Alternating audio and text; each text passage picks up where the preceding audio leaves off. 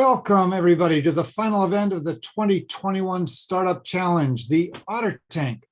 This culminating event of Startup Challenge Monterey Bay will determine the grand prize winners in the Main Street and Venture divisions. Then we'll have the award ceremony for all of this year's winners. The Startup Challenge is completing its 12th year of motivating, educating, and publicizing entrepreneurs and startup companies in our region. The competition has hosted 900 companies in its 12 years. Those companies have competed in 4 divisions: venture, social venture, Main Street, and student. Many of those entrepreneurs have gone on to start their companies successfully and add to the rich economic life of our region. This year, we had 50 applicants that were invited to pitch at the qualifying round on April 7th. We had 5 panels of judges that chose 26 finalists. These finalists received support from mentors, attended workshops on pitching, and dug deep to get to this point. Information about each of the finalists is posted on the Startup Challenge website in the Venture Showcase. These are some of the examples of innovation happening here in the Monterey Bay region despite the pandemic. We encourage you to check them out. All of the finalists competed this morning in the final round. The student division and social venture division chose their winners, who we will meet later this afternoon. And the Main Street and venture divisions chose their top 3 competitors to compete this afternoon for the grand prizes. Okay, let's begin. During this broadcast, we have multiple ways for you to communicate. If you need technical help, use the green chat icon on the bottom left of your browser window to message us. Use the purple chat icon on the lower right-hand side of your browser to directly chat with the other attendees. You can even do video chats through the chat function. Please be respectful and don't spam people. It's not nice. If you need closed captioning, click on the bar below this screen and it will provide further instructions. All right. Next slide, please. There we go. The Startup Challenge is brought to the region by the CSUMB Institute for Innovation and Economic Development. The IIED is an institute of the College of Business at CSUMB. I want to thank all of the people who are involved in putting this year's challenge together. It takes a lot of people to run a competition like this and to work with the participants to help them shape their ideas into the best businesses possible. We want to thank the amazing committee that put together this event. They designed the Startup Challenge program this year, built the platform that we're using to deliver the challenge, organized the judges and mentors and participants, managed the entries and the pitch videos and the pitch decks, and well, they did a tremendous job. Thank you to all of them. And thank you to the judges and mentors and workshop presenters. And I want to particularly recognize 2 of these people. First, Chuck Erickson, not to be confused with Doug Erickson, although they do both have white hair. Chuck led the pitch workshops for the participant this year, as he has for every year of the 12 years of the competition. We want to thank him for all of the contributions he has made to the success of the Creating a Killer Pitch and In It to Win It pitch workshops. And next, Brooks McChesney, who has been a key member of the Startup Challenge design team since its beginning and has shaped the best features of the challenge over the years.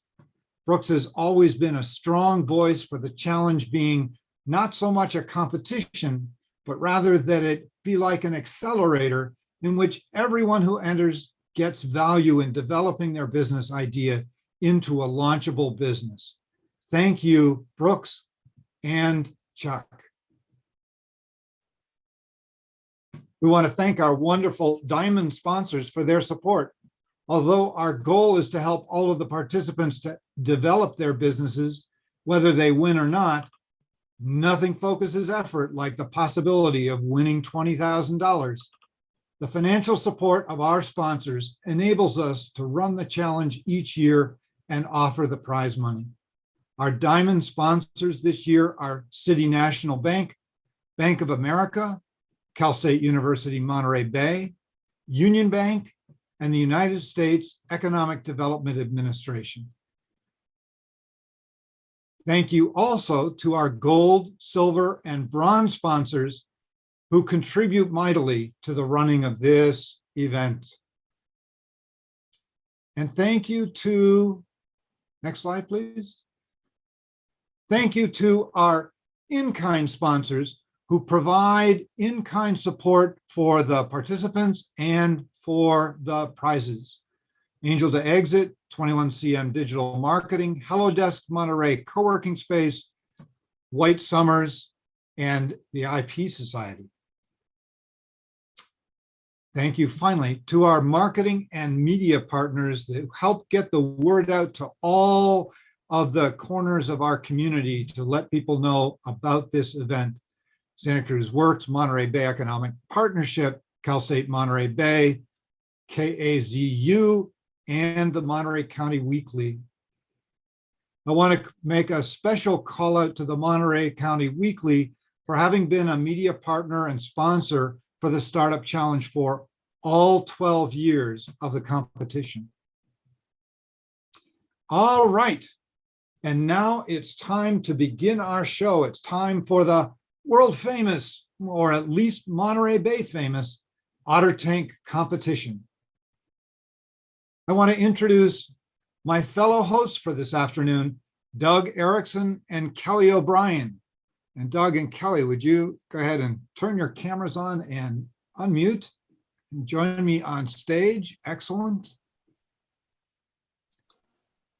Doug is the director of Santa Cruz Works, which hosts amazing events about entrepreneurship, startup companies, and about the Santa Cruz community. Doug is a 35-year Silicon Valley tech veteran and investor. Say hello, Doug. Hello, everyone. Excellent. Kelly O'Brien is a longtime entrepreneur. She's been CEO of multiple companies. She's an entrepreneur in residence at the CSUMB College of Business. And some of you may remember the program she used to do that I remember really fondly on KUSP radio. It was called Life in the Fast Lane. I can still hear Kelly doing that broadcast. Say hello, Kelly. It's Life in the Fast Lane. And welcome to everyone that's attending today, and thanks for coming. There we go. Thank you. All right, let me introduce you to our Otter Tank judges. Tom Armstrong is a partner with White Summers. Tom's practice is heavily involved in supporting startup companies in their funding process. He's a licensed investment banker and angel investor also. Jamie Fields is the CFO of Monterey Mushroom, the nation's largest producer of fresh mushrooms. Joel Gambord, a longtime friend of the IIED and Startup Monterey Bay, is a retired, very successful real estate entrepreneur and drone pilot. And Craig Vachon is an entrepreneur, angel investor, and published author. I strongly recommend his novel, The Knucklehead of Silicon Valley, rumored to be, but he'll deny it, somewhat of an autobiography. Thank you all so much for your time and expertise. All right, our first set of Otter Tank participants making their way to the tank now are the three final finalists in the Main Street division. The Main Street division is for the community companies that add to our quality of life, the small companies that are the backbone of our communities. Kelly, who are the contestants for the Main Street division Otter Tank this year?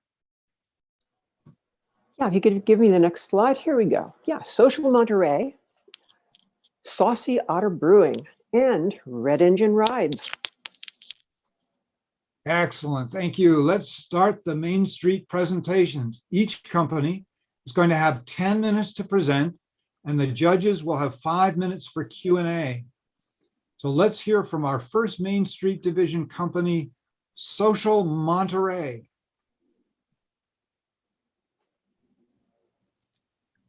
Hi, everyone. Lindsay, you may begin. You may go ahead and share your screen and begin when you are ready.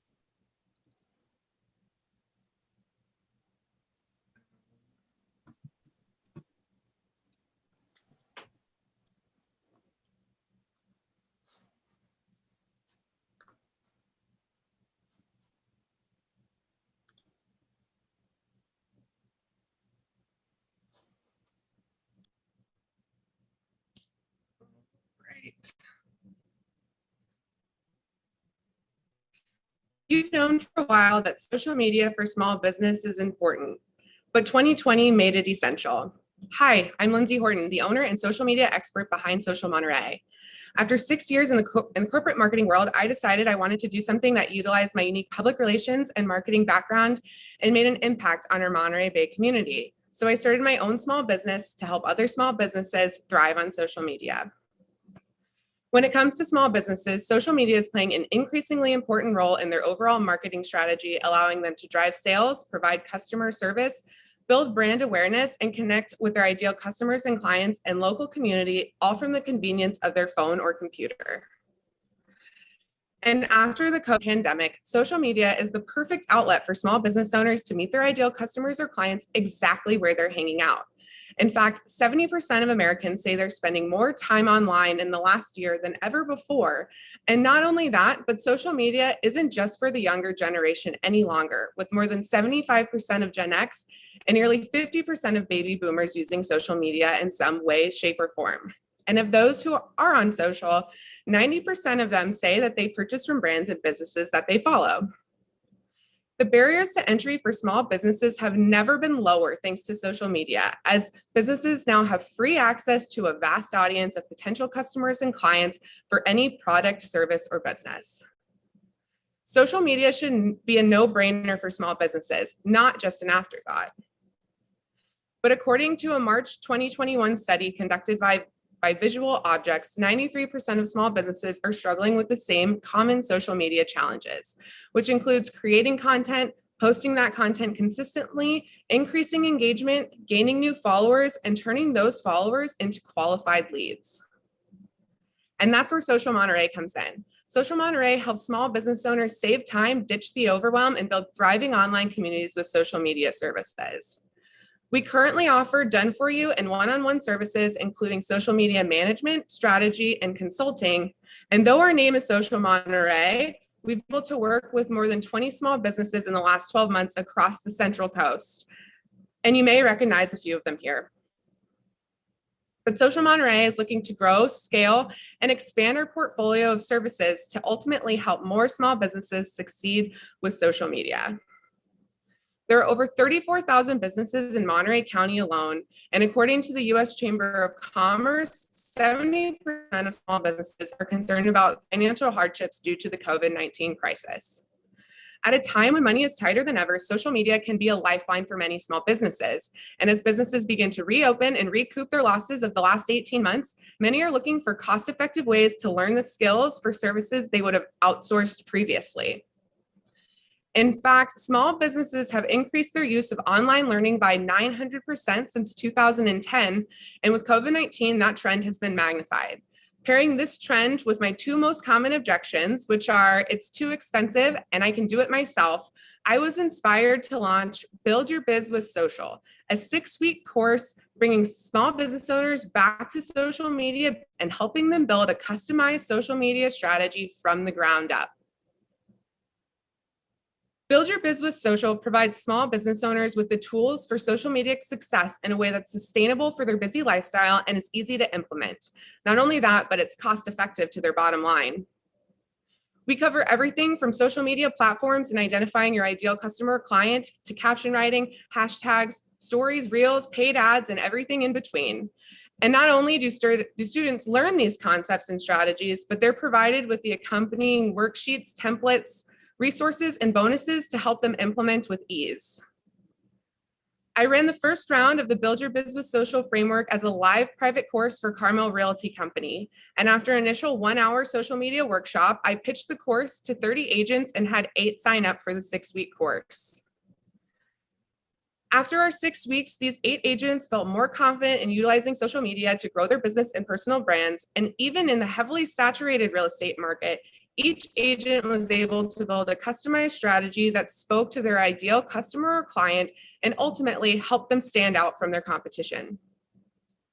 What we found after this first 6 weeks was that every student missed at least one of the live Zoom calls due to scheduling conflicts. And those students were focused during the lessons. They often needed more time to digest the content in order to have meaningful Q&A. Students instead spent the Q&A time creating connections over each lesson, learning from each other, and seeing how each student implemented the same lesson in their own unique way.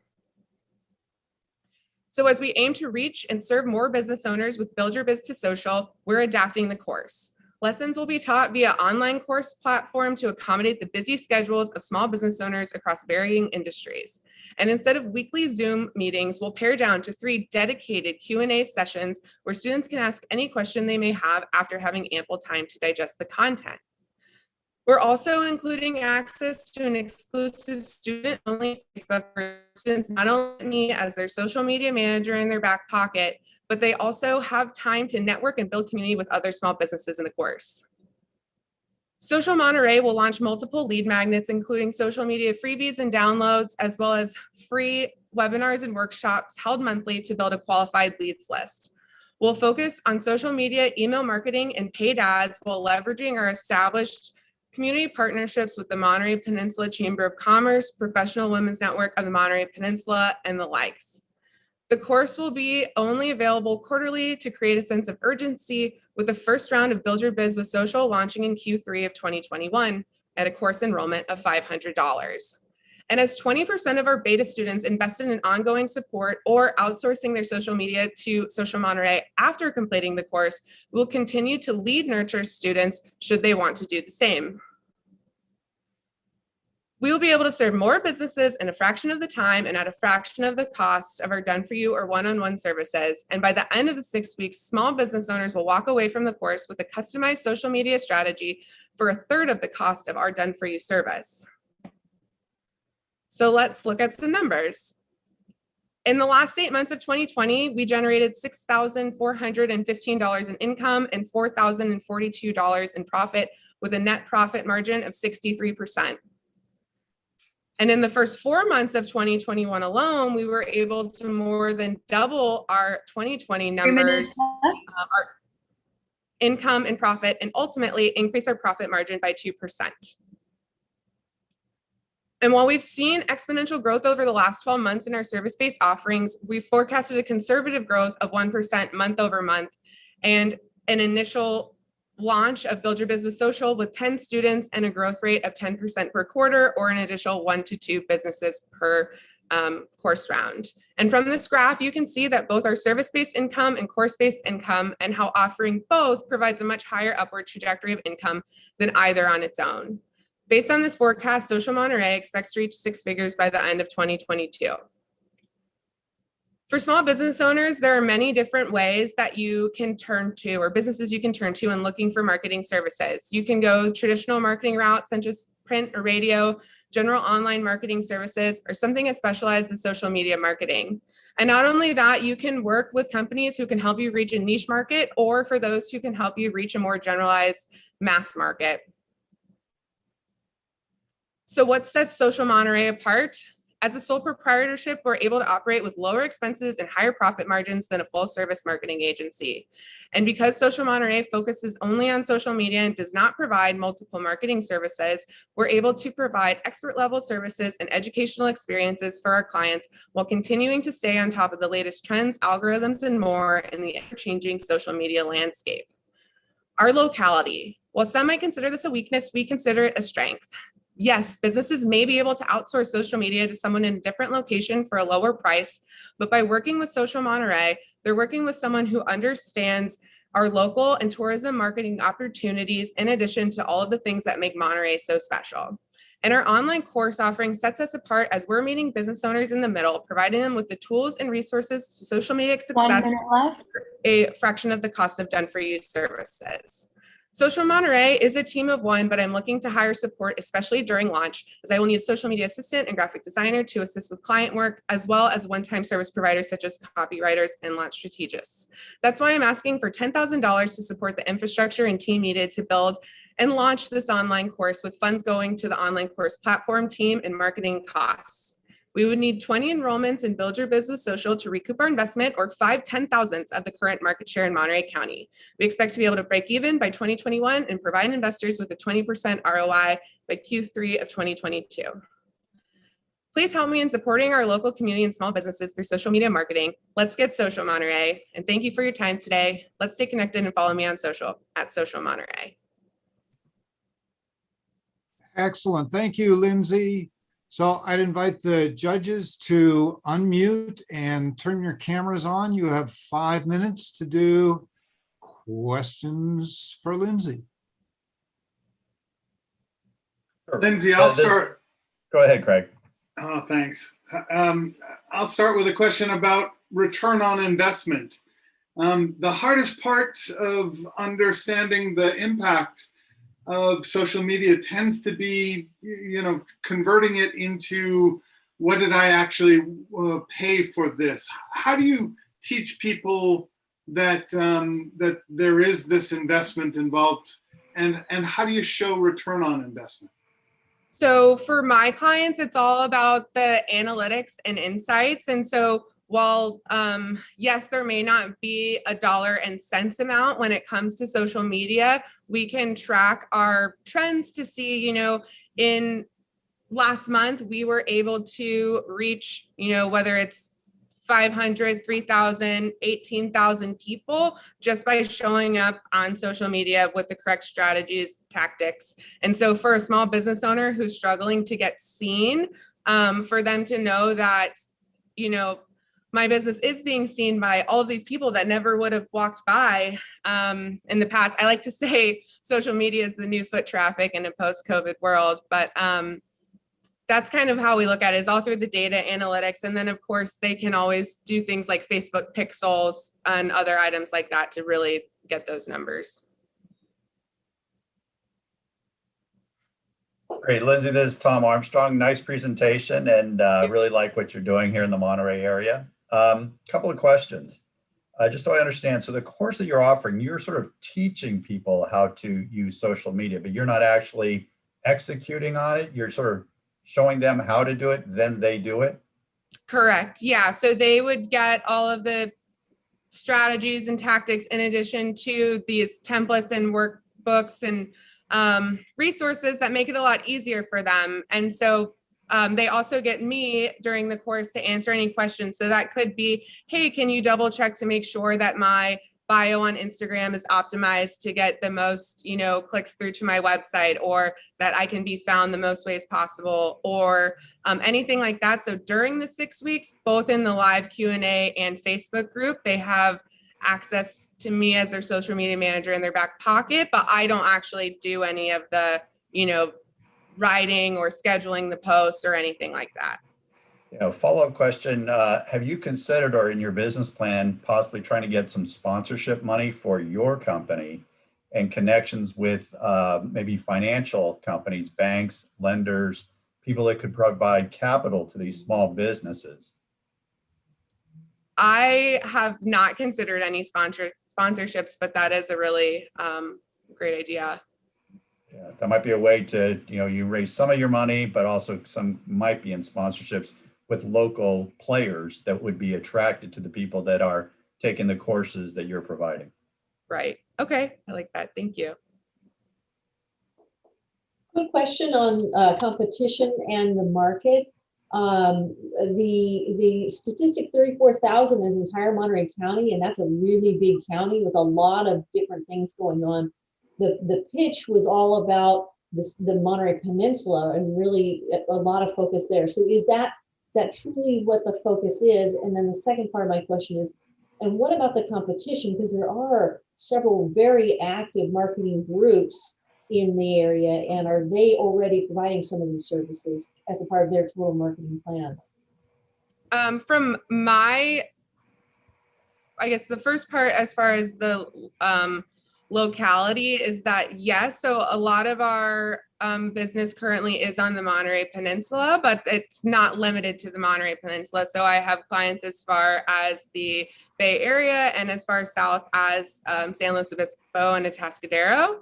And so while the name Social Monterey does, I guess, can lend to the locality and be a positive for many local business owners, it's also just more of a generalized, Monterey, Monterey Bay, Monterey County sort of thing. It's also something that even if you're not local in Monterey, when you see that name as opposed to X, Y, and Z social media consulting, it immediately brings you back to the locality of California, something that you're familiar with. And I have found that, yes, there are a lot of other people doing this, but locally there's not many, if I'm sure there 1 minute left. But who are focusing solely on social media. And so while, yes, a lot of these companies do offer it as a package, it's not their sole focus. And so, yeah. Thanks.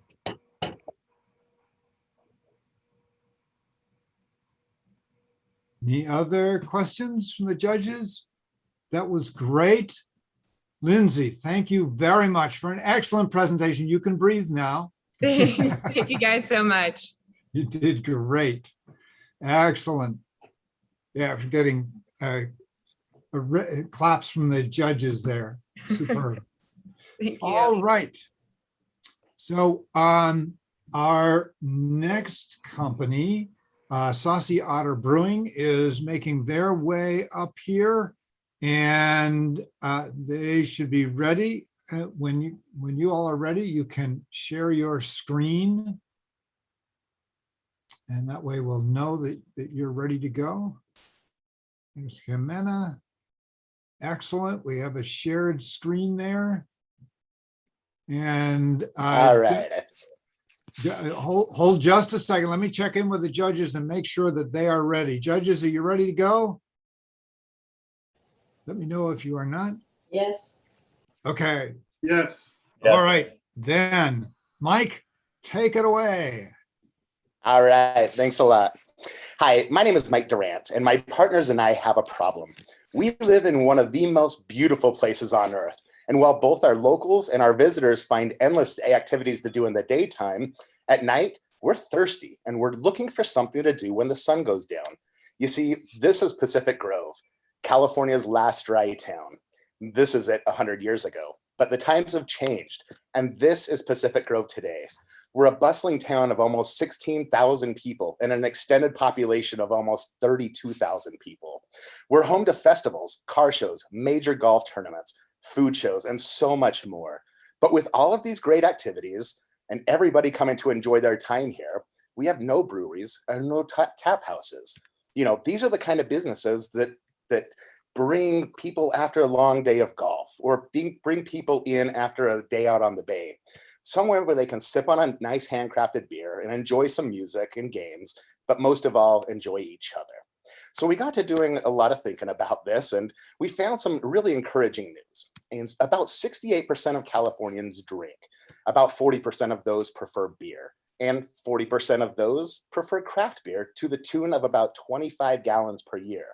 Well, that comes out to about $3 million just from our local population.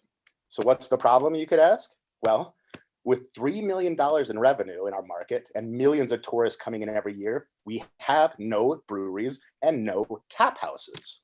Well, we got to thinking about this, and we have a solution: the Saucy Otter Brewing Company. I'm going to take you back a couple of years to when a group of friends and I were at the Steinbeck Homebrew Festival. We were approached by a local craft blogger there, and between pouring and enjoying a couple of beers, we had a good chance to talk about our passion for making beer and what we plan on doing with that passion in the future. That conversation got us thinking, and a group of friends and I got together, and over the course of a few more beers, the Saucy Otter was born. We found our inspiration came from Belgium. And when you go to Belgium, you'll quickly find that every town has its own brewery. And every brewery is a huge part of the culture of that town, providing a place where everybody can get together and have activities and share time together. Well, we want to take our passion for crafting incredible beers and the love of our community and provide a sanctuary where locals and visitors alike can gather to enjoy some great music, dancing, playing games, but most of all, enjoy each other, and all while drinking locally crafted beverages. I'm going to pass the mic over to my partner, Jimena, who's going to talk a little bit more about our vision, the market opportunities, and a little bit about our competition. Thanks, Mike. Hi, everybody. We are so excited to share this venture with you because we know how successful it'll be. And let me tell you why. Top of the list, grains to glass, farm to table. Craft beer has exploded in popularity, and we are pouring fresh, artisan craft beer brewed on site. And a small rotating menu means lower food waste and lower cost. Next, the founding partners love going to concerts and music festivals. Although this isn't a performance venue, today's live streaming technology allows us to bring some of the magic of live shows into the Saucy Otter. Nobody else is doing this in our area, and we've talked to a lot of people who are really excited about this. We're outfitting the brewery with movable tables to give us some dancing space. Trust us, the beer will flow. Partnerships is our middle name. We intend to get our name, our logo, our brand out in the world with the many collaborations we've already lined up on our plate. Moreover, to encourage repeat customers, we will offer a mug club membership, which includes a personalized mug hanging on the wall, t-shirt, invites to exclusive events, and more. And we also have many other fun community building activities in the hopper that we don't have time to cover now, but we'll keep bringing in a steady stream of customers. Now, who is our target market? First, our locals. In 2019, the City of Pacific Grove commissioned a market analysis and found career-oriented and social connectors as the most common groups in PG. These are people who want to go out and share a beer with friends, go to happy hour, hobnob. Second, visitors. Annually, there are over 500,000 overnight stays or heads on beds, with an estimated 3 million people visiting, drawn by the aquarium as well as a dozen large-scale events like the AT&T Pro-Am, Car Week, and Good Old Days. That is a lot to capitalize on, and so many are walking around and just want an easy place to have a bite and a drink and regroup versus sort of a high-commitment sit-down restaurant. How about the local competition? As you can see, there are 6 existing microbreweries in the area, none in PG, which are in the circle.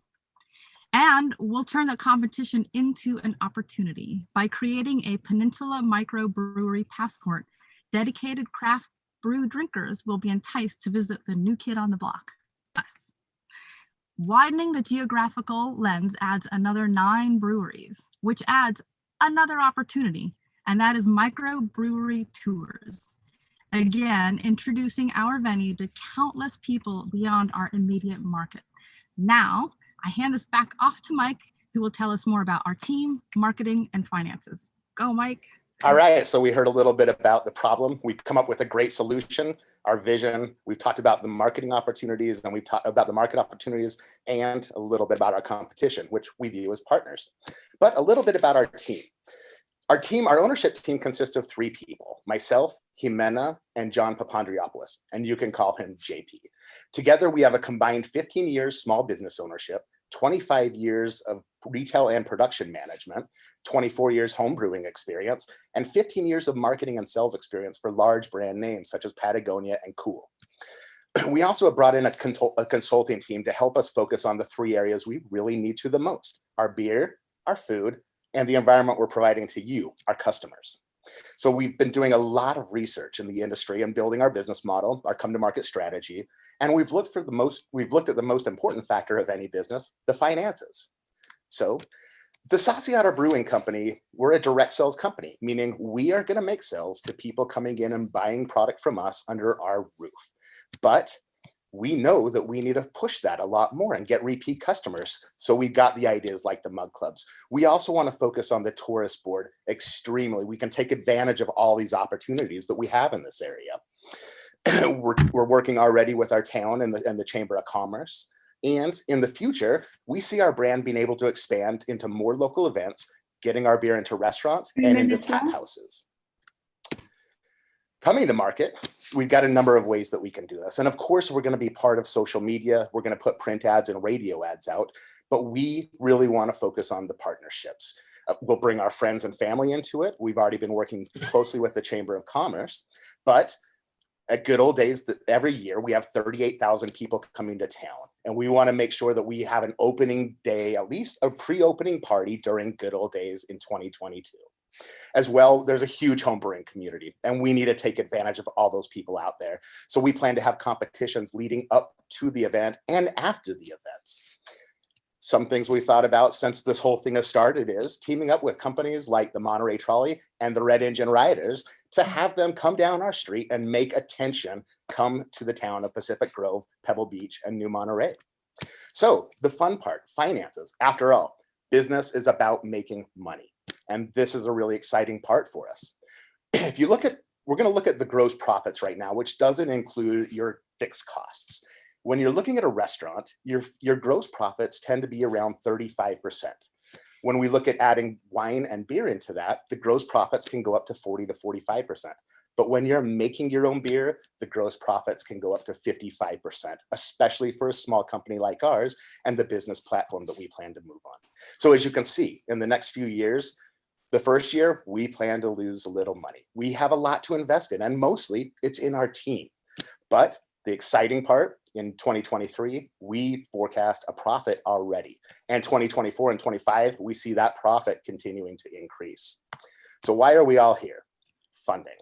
Well, those numbers that I mentioned before are fairly conservative. They're so conservative that we feel that we need to put our own skin into this. The ownership has committed $170,000 of our own cash into this, but we are seeking $230,000 more in investments. Well, what is that for? We've got a lot of equipment to buy. We've got kitchen equipment, bar equipment, brew house, dining and decoration. And with our contribution, we can take care of most of that. But we need to go into the first couple of years as strong as we can. We need to make sure we're taking care of our team and buying the highest quality ingredients we can. And we want to continue to use that money to help us invest in our growth over those first few years. So what have we done and where are we going? Well, 2020 was an awesome year. We formed our LLC and we created the Saucy Otter Brewing Company.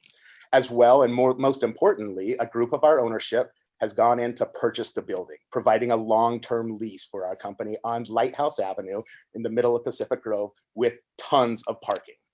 In 2021, we've been working on... Thank you very much. We look forward to it, guys.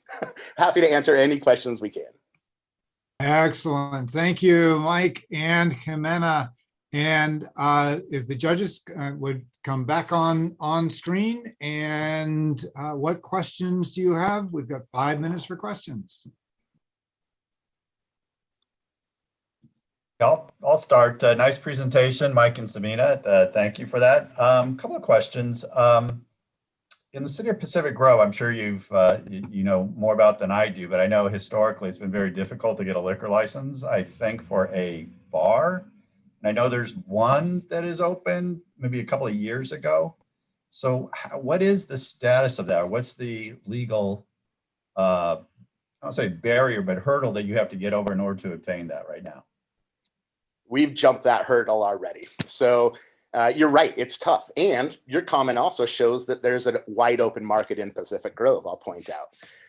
So we had a zoning meeting with the city, and quite frankly, the city has been very forward with us. Both the city and the chamber approached us to really push us to getting this going and to make our dream become a reality.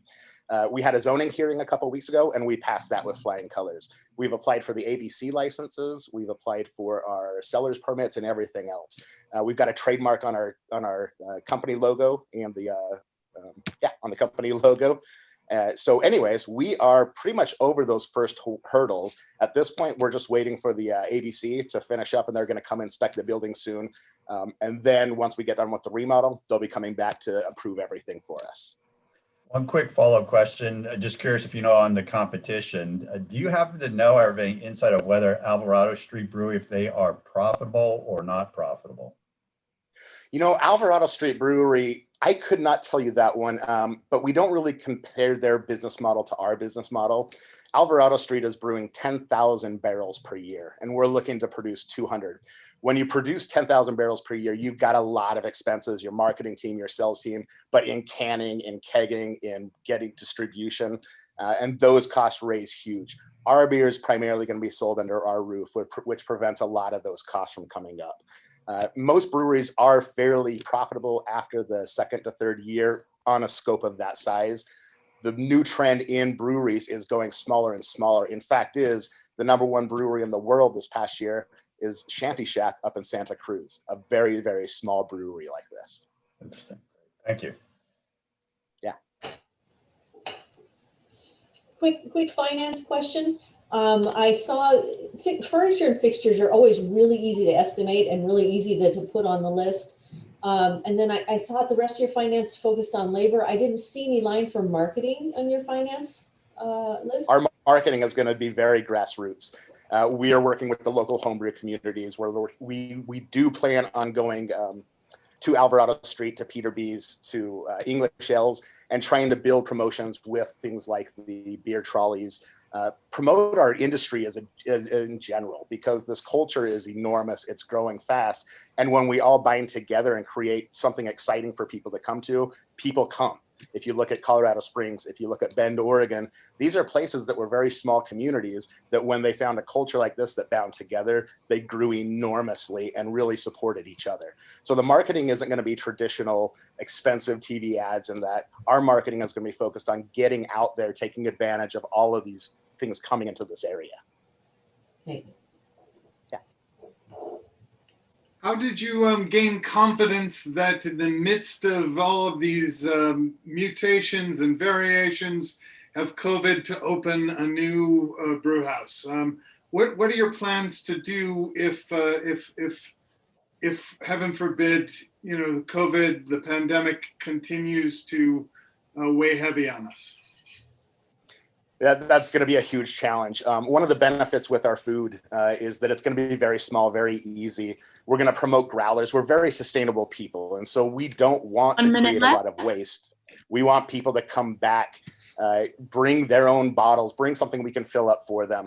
So it is a challenge, but we want to be an open door with a small community. We've got outdoor in the front, in the back, and a parklet on the side of the building that we've got approved already as well. So we'll be able to get people outside where it's a little bit safer.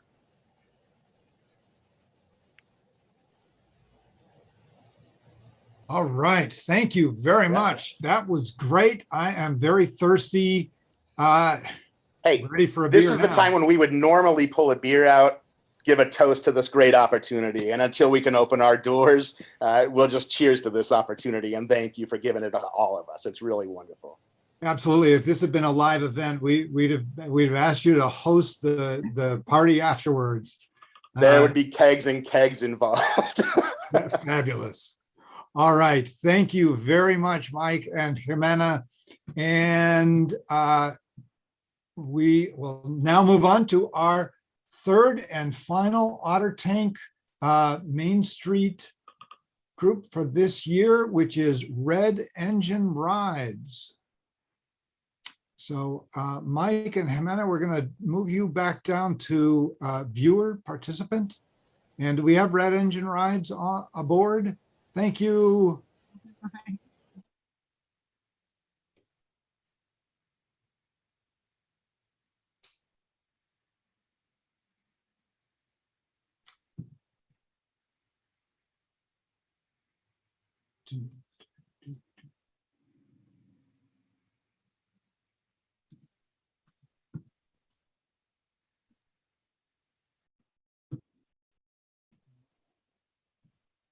Well, Brad, we have a little bit of dead air here while we're Yeah. waiting for Red Engine Rides to come up. I just wanted to say that I'm so impressed by these contestants. They're great presentations, a lot of liveliness about them. And Doug, what do you think?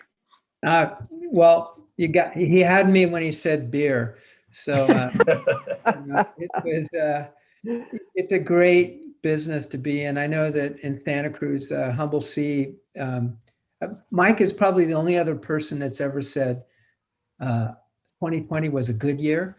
But I know in Santa Cruz, Humble Sea's grown over 400% in 2020, and they've opened up 2 additional pubs. So beer is, whether there's a pandemic or not, it's a great place to be working. Also, Yeah, Lindsay, yeah, it seems that way. Yeah, go ahead. Lindsay's model I thought was fantastic in her presentation. And I know that, you know, I was 5 years in the social media industry working for companies. Our customers were like Netflix and Uber and Zappos, and it's a tough industry, but the education that she's going to provide is fantastic. It's what's needed.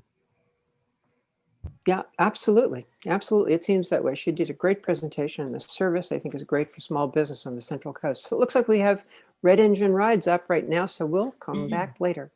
We do. So Red Engine Rides, are you looking pretty ready to go there? So as soon as you're ready, you've got your screen shared, you're ahead of me. So when you're ready, you may begin. Well, thank you very much. I'll go ahead and start. Good afternoon, judges. We are Red Engine Rides. Red Engine Rides is a fire engine company owned and operated by your local firefighters. Mind you, we're the only fire engine company on the Monterey Bay Peninsula that will be available for rides, tours, birthday parties, and private events. We're the perfect activity for not only tourists from all over the world, but our local community members as well. And being a large mobile business, we're going to be seen everywhere and anywhere we go. How's this all made possible, you ask? Well, let me introduce you to the Red Engine Ride team. Hey guys, I'm Trevor Page. I'm the Chief Marketing Officer. I got a marketing degree and I'm a sales and event manager in my day job. Hello, judges. Corey McVeigh, Chief Operations Officer, local firefighter with Monterey and Boulder Creek Fire Department. And I'm Raul Pentoa, CEO of Red Engine Rides and Community Outreach Director for the Monterey Firefighters Association, and also a local firefighter here in Monterey. The solution that we view more as an opportunity is that 2020 was unfortunately a lost year. Canceled vacations, missed celebrations, and anniversaries really created up a pent-up demand for new experiences. And boy, do we have the solution for them. Our custom-made 1970 American LaFrance fire engine with bench seating for 10 and an amazing sound system is going to get people up and out of their houses to create new, fun, memorable moments and put smiles on everybody's faces. But where are our customers, you ask? Well, according to a market data survey done by the CVB in 2019, 4.6 million tourists visited Monterey with an average income of over $120,000 a year. More than half of them were married and several of them were traveling with kids with an average daily spend of over $450. Now, majority of them did whale watching, and from there on down, they did visit wineries, they did guided tours, and they did food and wine events. But out of that 4.6 million tourists, we're really going after the 25% that travel with kids, which is over 1 million potential customers, and the 39% which purchase activities, which is almost 500,000 customers. How are we going to reach these people, you ask? Well, listen closely. We're going to capitalize on our social media platforms such as Facebook and Instagram and become best friends with our local concierge and hotel staffs who are our frontline workers to our customers via referrals. Yelp, TripAdvisor, we're on it. And we're going to create strategic partnerships with wineries and breweries, maybe even team up with past Startup Challenge winners, the Monterey Food Tours, to help expand their territories. We'll also be using specific routes. Did you happen to know that 70% of all tourists travel through Cannery Row? You can bet your bottom dollar we're going to be going down that street a lot. We're going to blow our competition out of the water as we provide a fun, unique experience never before seen on the Monterey Peninsula. May I remind you, we're the only game in town that you'll be able to ride a real fire truck and rent it for birthday parties and private events. We're going to take advantage that we're a large outdoor mobile business primed for coming out of a pandemic. We're a giant billboard with a great sound system. You're not only going to see us coming, but you're going to hear us coming too. And what's better than riding in a real fire engine than with real firefighters? I'm going to turn it over to Corey and Trevor to give you the play-by-play of how we're going to all make this happen. Thanks, Raul. Our plan to get this business underway is a focus on a scenic ride that starts in downtown Monterey, continues through Pacific Grove and along the beautiful Monterey coastline. First, we're going to have a soft opening for friends and family so that we can conduct a survey to help us better determine pricing, logistics, and how to maximize the customer experience. Next, we're going to offer rides to the local concierges, the CVB, as well as local influencers, all of whom will have a dramatic impact on our business by way of referrals. Next, we're going to expand to brewery and winery tours, where we're going to be able to show our guests exactly where to go, what to order, and the things they can do while they're there. Finally is our birthday party package, where we bring the fire engine to you with custom fire hats, badges, games for the kids to play, as well as a special promotion for all of our guests so we can really focus on our local demographic.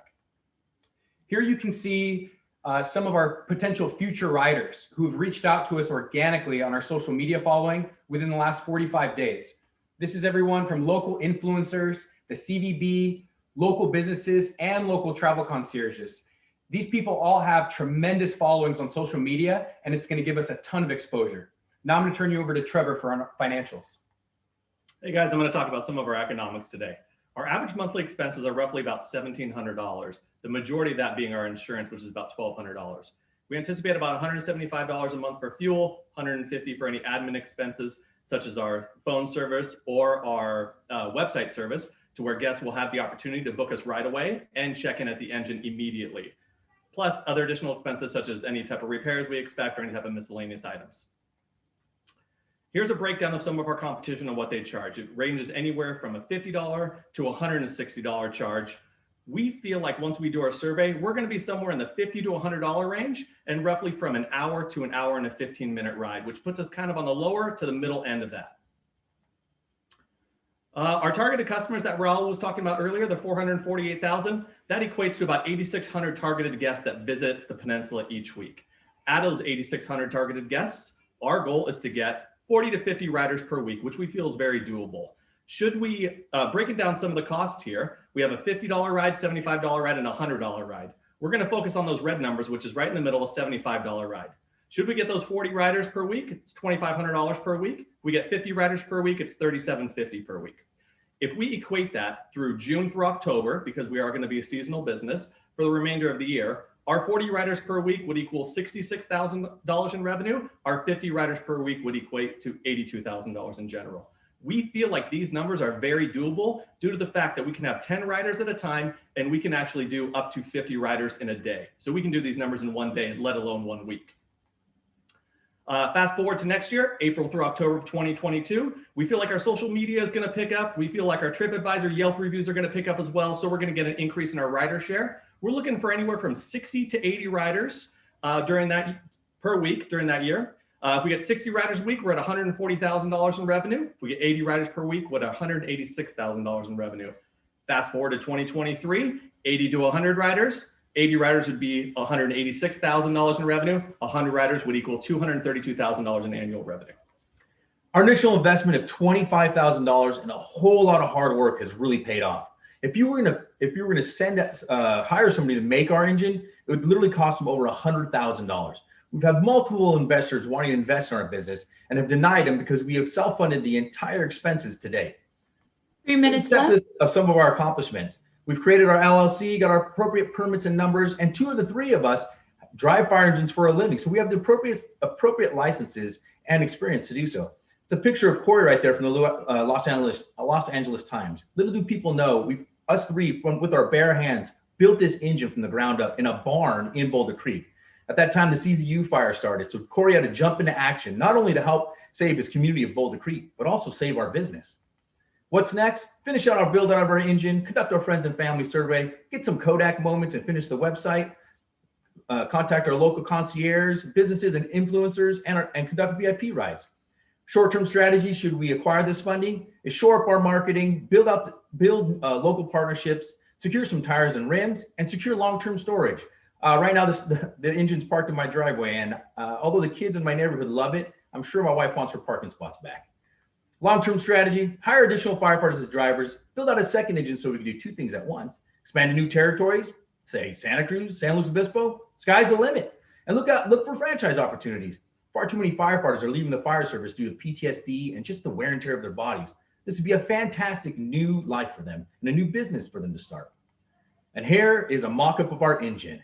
Our beautiful fire red engine with our logo, Red Engine Rides logo, and a number that you can't forget, 1-831-222 RIDE.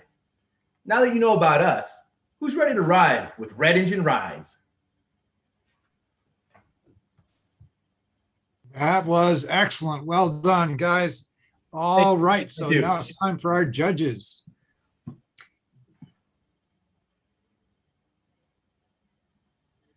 I really appreciate the enthusiasm and the excitement that you're creating. I wonder, what kind of research have you done in terms of the limousine market? You know, with Monterey and Santa Cruz having such great wineries, is this another market for you to consider, tours of wineries, et cetera? Yeah, we definitely do want to expand and do some winery and brewery tours once we start getting up and running. We feel like our bread and butter is going to be the scenic ride, really capitalizing on the tourists.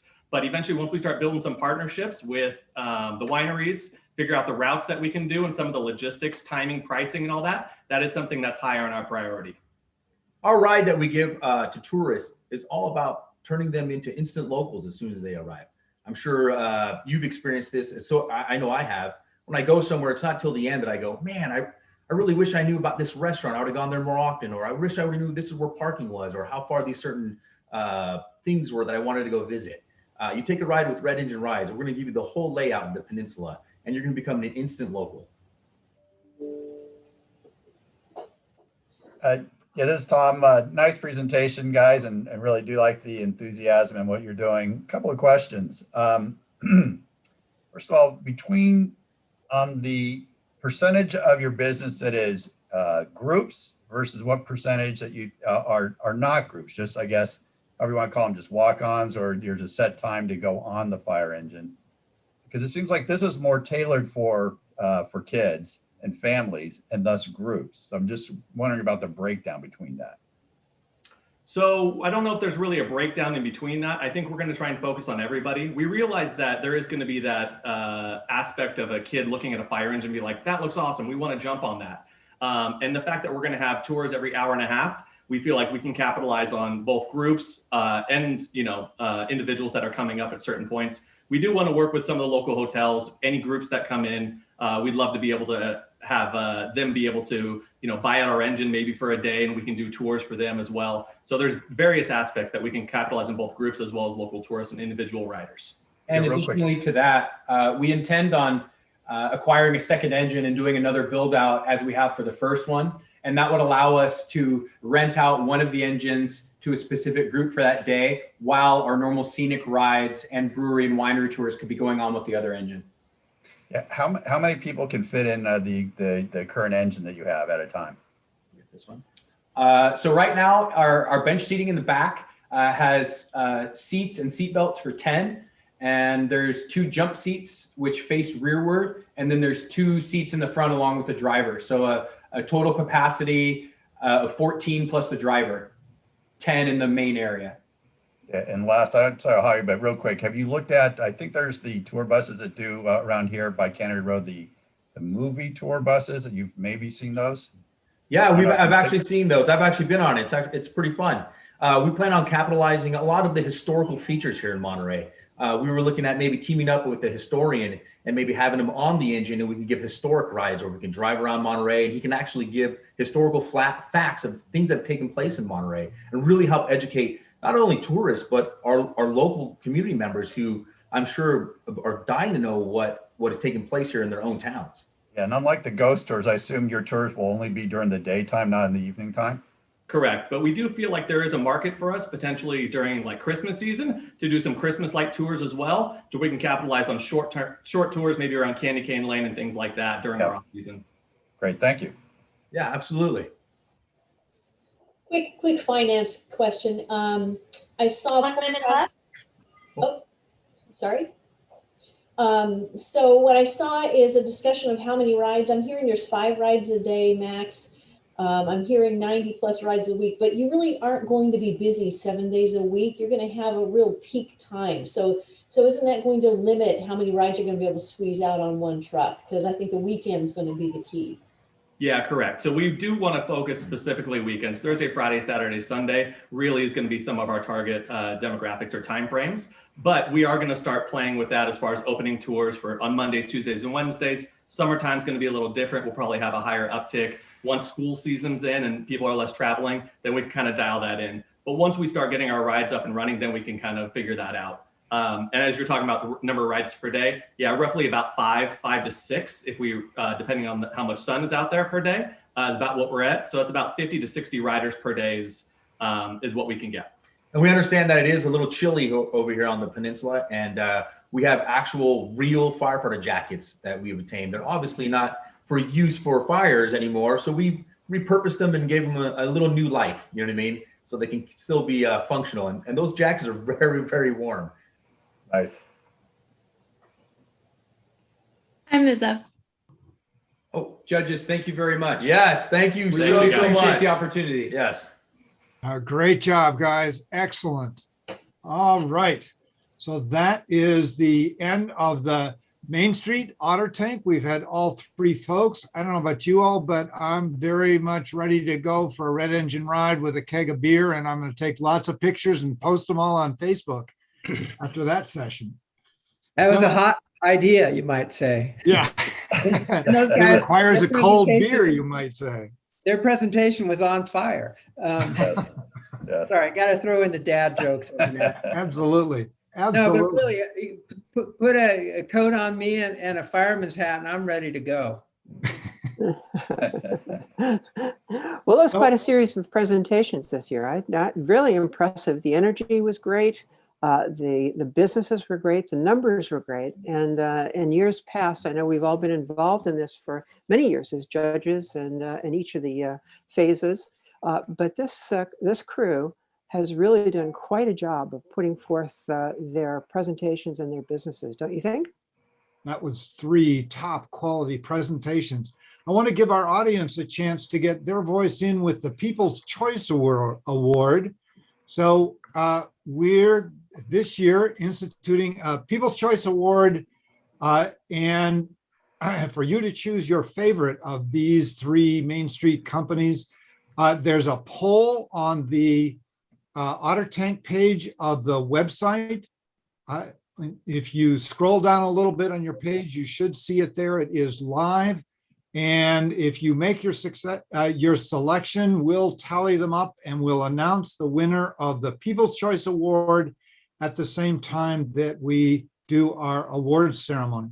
You can find out more about these companies. You can find out how to contact them, how you schedule a ride, schedule a class, or schedule a beer on the Venture Showcase page of the Startup Challenge website.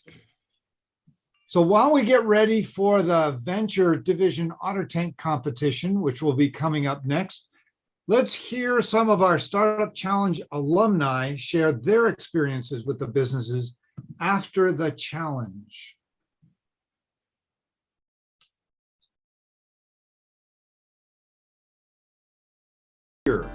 We've had over 900 businesses over the 12 years that have entered the challenge. Startup Challenge helps entrepreneurs get their businesses started. It provides focus, nothing like wanting to win money to provide focus. It provides help, workshops, and mentoring to help people develop their business ideas. And by developing a pitch for their business, entrepreneurs have to think through all of the aspects of their business. So let's hear from some of the Startup Challenge alums.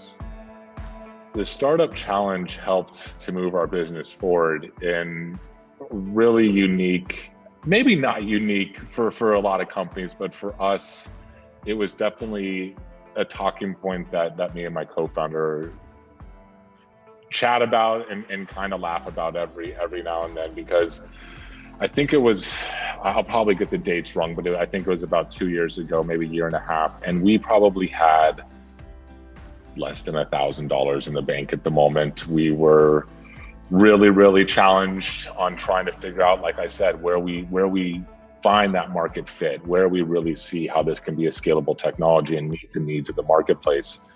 And going through that, we won. And so that naturally helped immensely with that capital to keep us alive.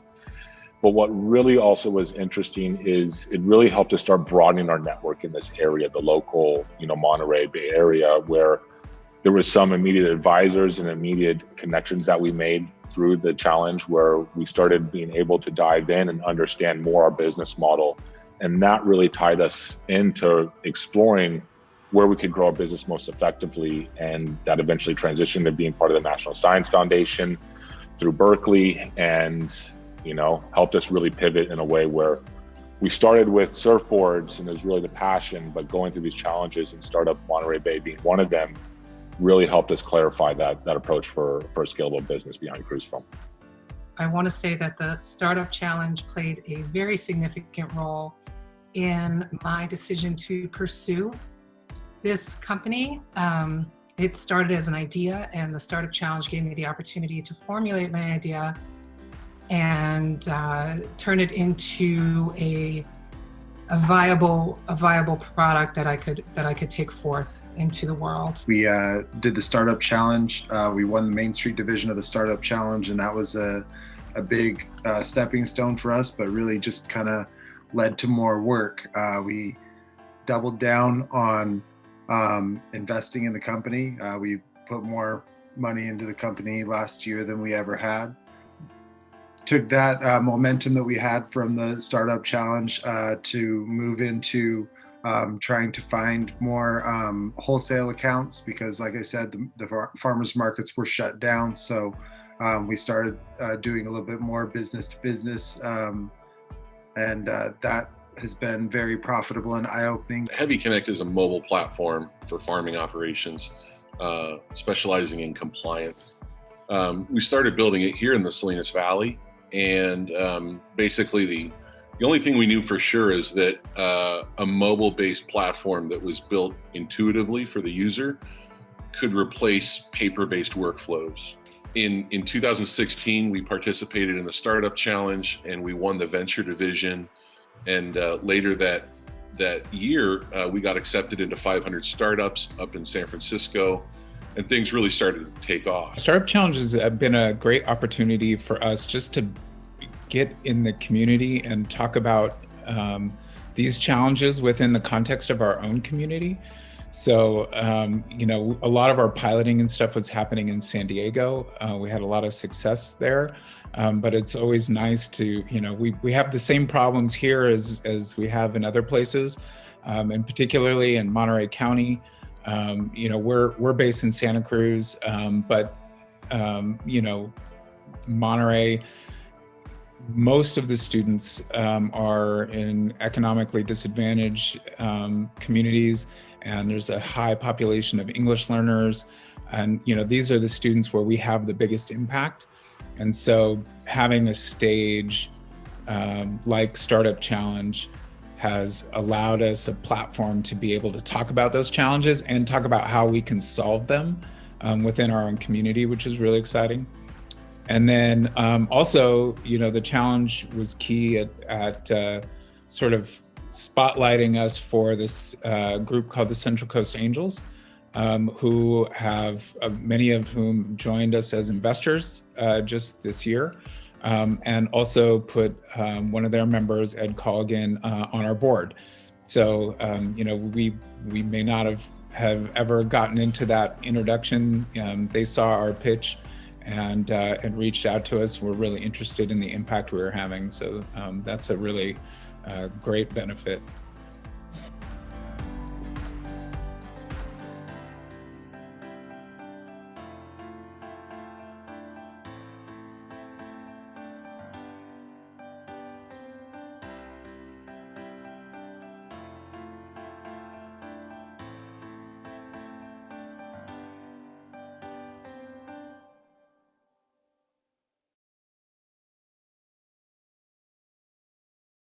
Startup Challenge.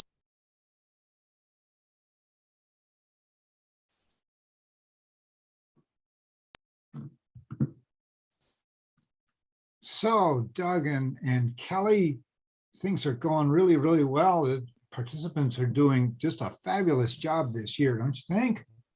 I think it's incredible. I'm really inspired. It's always so exciting every year to see what different ideas and businesses that are cropping up here. Isn't it great to see some of the people in the past who have, we just saw the video of, who have done so well? And then I remember Heavy I can't think of what's the second part of it? Heavy. Heavy. That's right, the software company. Years ago when they did their pitch, and they were excited and very much at the cutting edge of technology at the time when it came to ag. And to have that actually come to fruition and be successful in Monterey County and the Salinas area, I just think is just very inspiring. They've got some good investment as does Cruise Foam. They just closed a big Series A, and you know, I think it's just amazing to see how these companies are thriving. Yes, exactly. Yeah, Yep. yeah.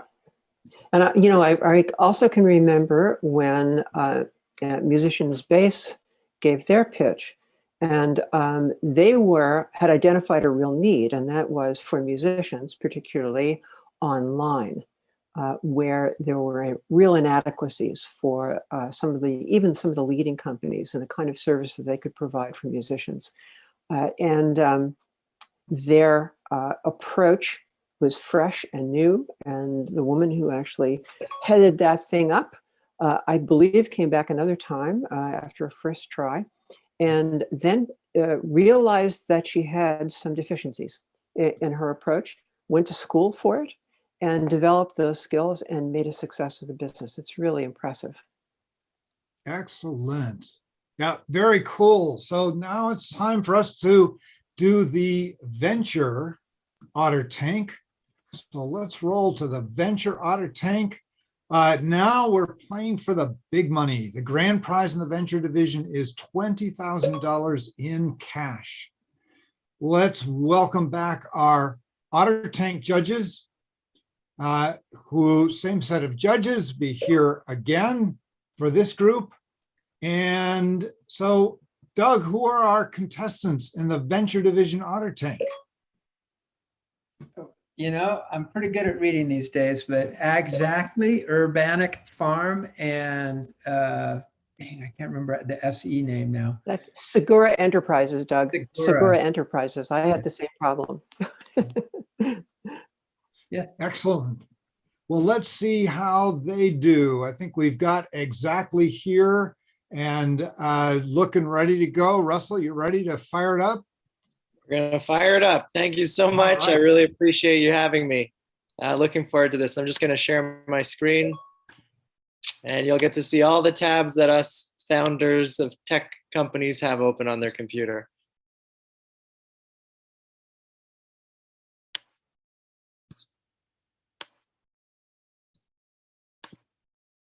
All right, I hope everybody can see this. And as soon as you'd like to start the clock, I'm happy to press present. I'm just trying to minimize this little,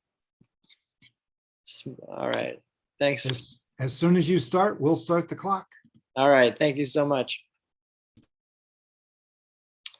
Well, as you know, my name is Russell Cole. I'm the founder of Exactly Crop Insights, and we're a company that's helping farmers predominantly in the Salinas Valley right now, but around the world, help reduce crop losses, improve yields, and really raise awareness within their organization, much more than they ever have before. We're focusing on salad bowl crops, which is why I have this salad bowl in front of us all. I think it's just a fun, nice reminder that we're actually helping people get fed.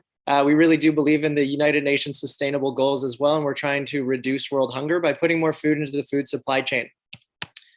The problem that we're focusing on right now is that there are 50,000 plus salad bowl crop farmers in the United States. And of all of the fields that they do harvest, 20% of their crops are lost in those fields for a number of reasons before they ever even harvest their fields. And that's a $1 billion problem in just California alone, which is why Exactly is really excited.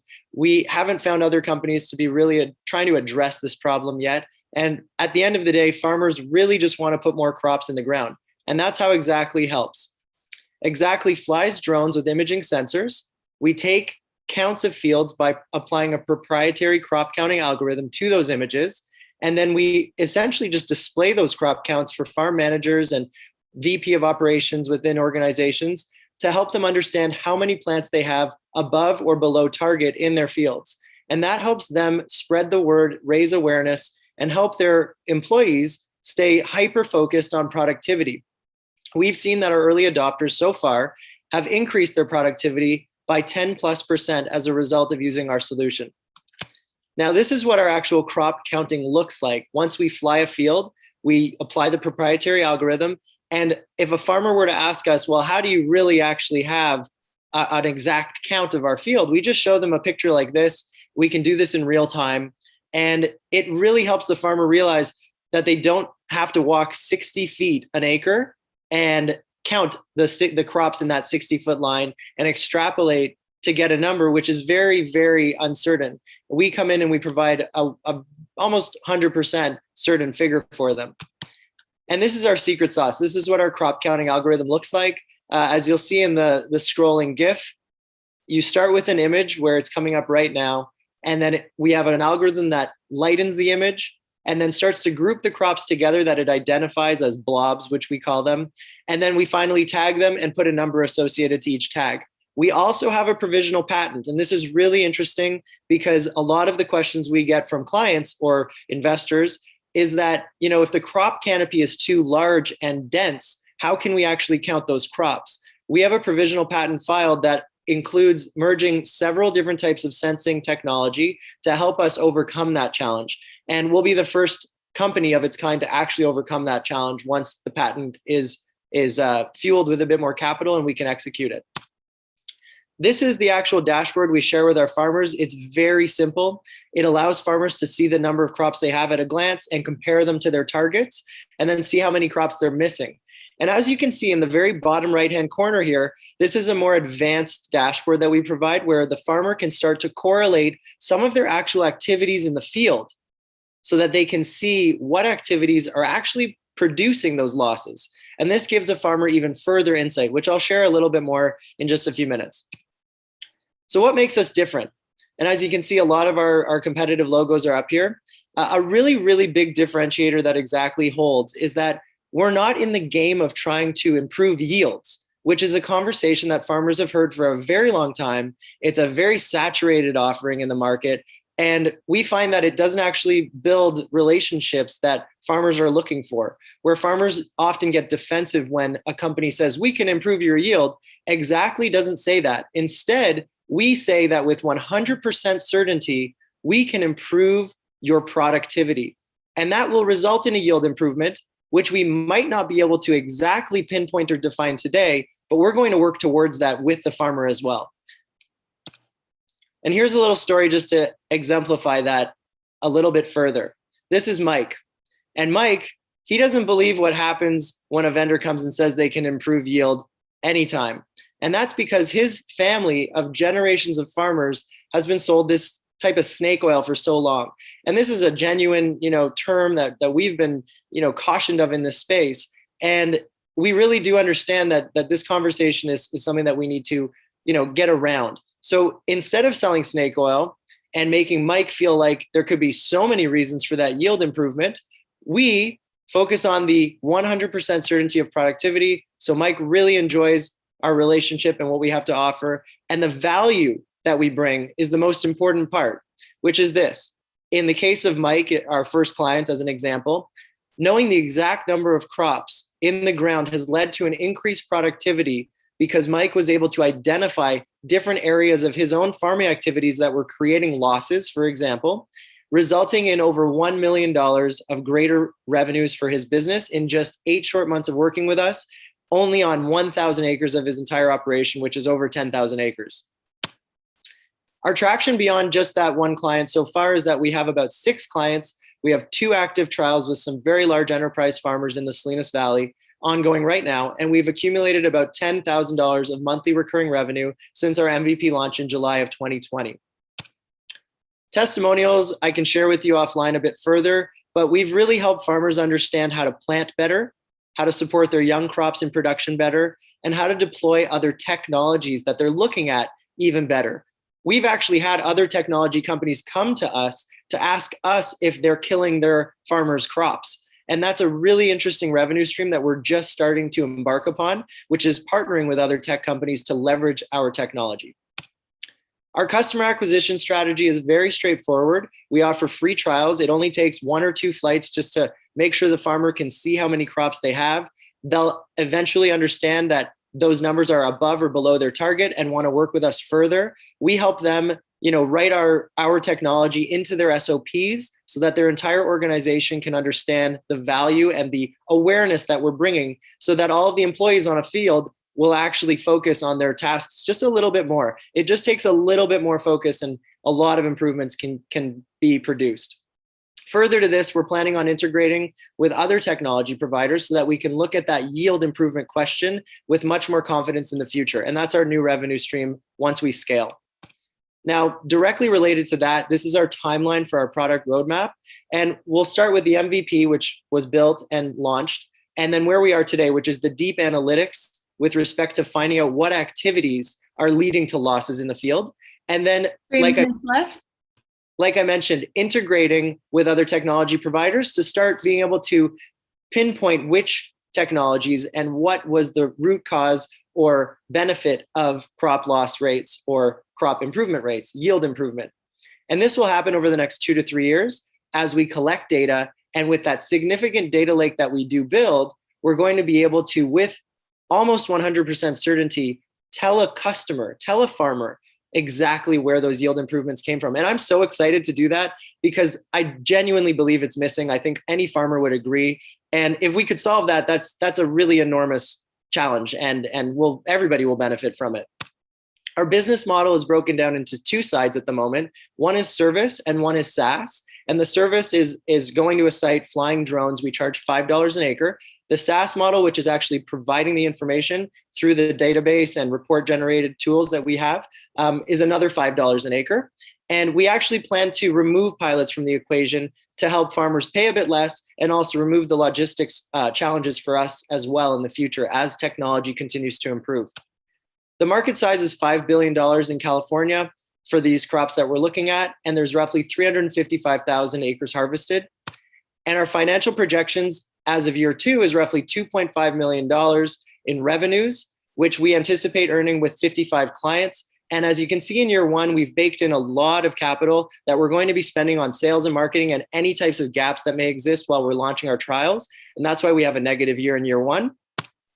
Our team is made up of myself. I'm heavily integrated into the agriculture technology scene. I work with the Founder Institute as a mentor in the Global Agriculture Technology Accelerator Program, where I get to meet tons of other companies.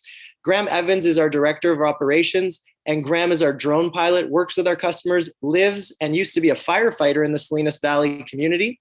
Todd Gillies used to farm in California and is now a data scientist. And we also have several people looking to join our company as well.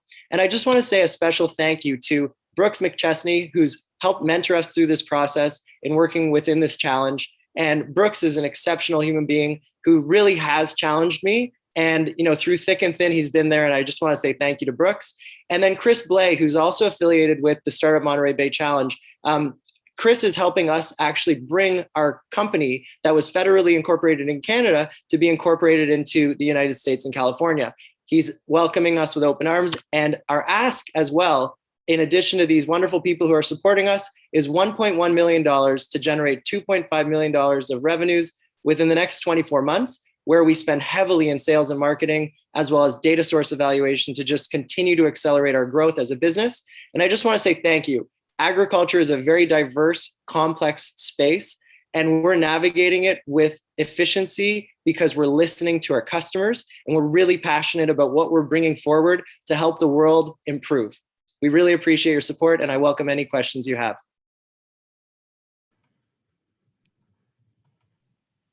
Excellent, Russell. Thank you very much. Judges, do you have questions for Exactly?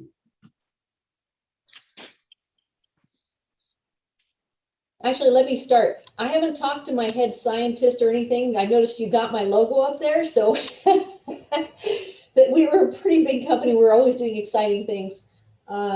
So my question is actually on the finance side, because that's my area. So you are looking at a continuing and repeat of customers. In that business model, I'm supposing is kind of like an ongoing service that you never finish, or you yes, season after season. Yeah. Yeah, and as we can all imagine, I know it's a broad question, but you're right. We as a business are helping, and Braga, we're very thankful for working with Braga Fresh. Very fortunate. I think that the value that we bring, once that baseline of, call it, general crop population is acquired, the call it operations manager, or in your case, the VP of operations, he really wants that number to be consistently provided to make sure that that trend is captured, so that he understands from a bird's eye view how things are actually ticking. And you really can't accomplish that without that number, unless you count every crop in the field. And really, it comes down to the farmer as well. So you have the ability to put more plants in the ground while working with us. But at the end of the day, the farmer does know it's on them to really get the most out of their fields, which we believe will play a part in helping in the future. But right now, the biggest value, especially with Braga, that I know we're providing, is that we're helping them just put more crops in the ground. And that's a win. That's a win in the short term. And then as we build the relationship, we'll be able to win longer term as well. Well, and that was my follow-up question. I'm going to sneak it in. I think you can make money just at 1.0. You don't even have to go to 1.2, right? Thank you. Yeah. I love the support and high five, because I think we're really excited about 1.0. I think a lot of the farming community is starting to learn more about what we're offering. And at the end of the day, it comes down to a personal touch as well. Graham Evans, who's not being seen on this call, he's an exceptionally responsive and caring individual towards the farming community there. And I think that's required in California. So we're building a strong partnership with the community. I'm personally going to be moving there myself. So it's exciting. And thank you, Jamie. I appreciate the feedback. Oh, go ahead, Joel. I have two questions, actually. What is the theory that you're operating under? You count the number of plants per foot, for example, and that doesn't meet the algorithm. So can you explain that a little bit? Yep. Thank you for the question. We count every single crop in the field with an algorithm after taking an image. So as long as we could see the crops in the image, we can determine how many crops are in that image. And then we can use that data for several purposes. And our short-term vision, which is 1.0, is to be able to help farmers understand just how many crops they have in the ground, so that they can raise awareness among their operations, so that they can be more hyper-focused on productivity and generate results like greater productivity. The next step that we can take with that information is starting to correlate the crop count with other activities that happen in the field. For example, there could be automated weeders that go into the field and weed the field. Well, those weeding companies may be killing crops. In fact, we know they're killing crops. So they want to know how many crops they're killing so that they can be more confident in the offering they're bringing to their client. And that's just one other example. And then just to take it one further step, Joel, is that once we have several technology providers with a wealth of data, we can start doing a lot more pivoting and analysis to bring more value. And like I mentioned, get to that yield conversation and yield improvement conversation to understand really what's working and not on a biological level in the farm, on a technological level on the farm, several different areas. Thank you. I have the second question is, what is your cash flow this year? 1 minute left. The cash flow right now, we're generating $10,000 of monthly recurring revenue among about 6 clients. And that does allow us to survive. While we would really like to invest quite heavily in sales and marketing and building our brand, the cash flow we have allows us to spend money on our technology building. And at a slow rate, we'd also like to accelerate that. So as a company, we're optimistic in that we can survive and continue to push. But as an accelerated high growth startup, we really are looking forward to acquiring an injection of capital so that we can really do a lot more and help a lot of people. Thank you. Thank you, Joel. Why not use digital imagery to circumvent the drone? The drone seems like it's the thing that's holding you back from ultimately scaling rapidly. Craig, you're totally nailing it. And we're looking at a lot of options. So we believe that there's the drone is required at this moment in time We are going to investigate putting sensors on tractors, et cetera. But the next step is a fixed wing aircraft, which can cover a lot of land. The next step is actually one step below is a drone in the box, which is Skydio exists. It's a great company. We're looking forward to partnering with companies like that to bring several drones on a leasing package to a farmer who can just drone in a box solution. Go ahead. Look at Loft Orbital for their satellite as a service. They're going to help you pretty, you'll get a lot more scale.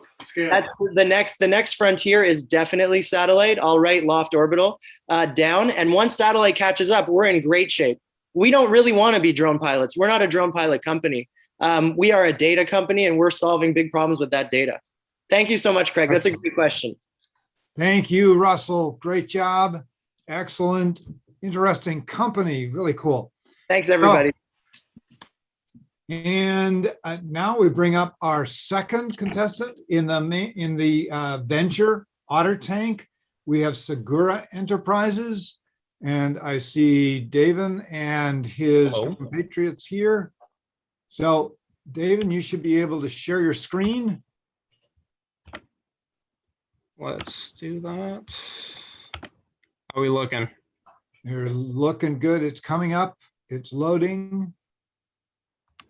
And there's Segura Enterprise. So when you're ready, you may begin. All right, let's get started. Hello, everyone. We are Segura Enterprise, where our motto is lighting the way to a brighter future. Our business is in public safety, and the way we want to engage in public safety is by introducing innovative technologies into stagnant markets that haven't seen innovation in decades. We also want to provide additional methods to ensure the safety of first responders and pedestrians. Today, we're going to have three presenters, myself, David Segura, Daniel Maldonado, and Zachary Murillo. The rest of our team is Josiah, David, Carlos, and Mario. Now let's talk about the problem. I'd like to ask everyone a question. Have you ever been in a situation where you're driving down the road, you have your music on, and all of a sudden a large fire truck is trying to get around you? You're trying to pull over to the right as quickly as possible. The people in front of you are doing the same. It can all be a very quick and confusing situation. Well, therein lies the problem. That confusing situation slows down that fire truck. It leaves drivers and pedestrians more prone to accidents, not to mention the one who called that fire truck anxiously awaiting for its arrival. In 2018, 168 people died in crashes involving emergency vehicles, with 74% of that being multiple car collisions. And according to the National Highway Traffic Safety Administration, 6,500 emergency medical service vehicles have had accidents this last year and are dedicated to have it this year. And that's directly tied to their need to get to their destination as quickly as possible. So what's our solution? Project Light the Way with our rapid response pavement markers. These pavement markers are going to give drivers and pedestrians a preemptive warning of an oncoming emergency vehicle. We're going to be using software technology to activate our pavement markers when in the proximity of an emergency vehicle, and they're going to be placed in the roads similar to that of other pavement markers. So we're not reinventing the wheel. Really quickly, to further illustrate our solution, I'd like to play a short product demo.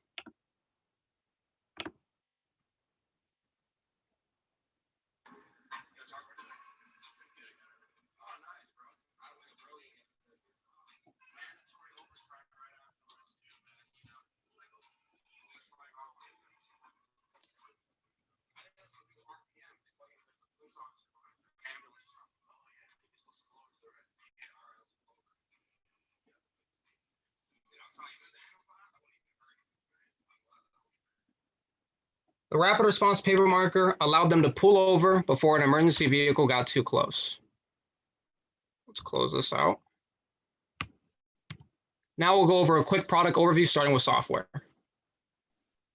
Hi, I'm Zachary. I'll be going over the software infrastructure today. Next slide. Now, our design utilizes a smart dummy model, where one marker, called the smart marker, is responsible for all the server requests on Wi-Fi, while the other markers, the dummy markers, will be only responsible for responding to the smart marker signals through Bluetooth. Now, the layout on the road will be one smart marker for every 4 dummy markers.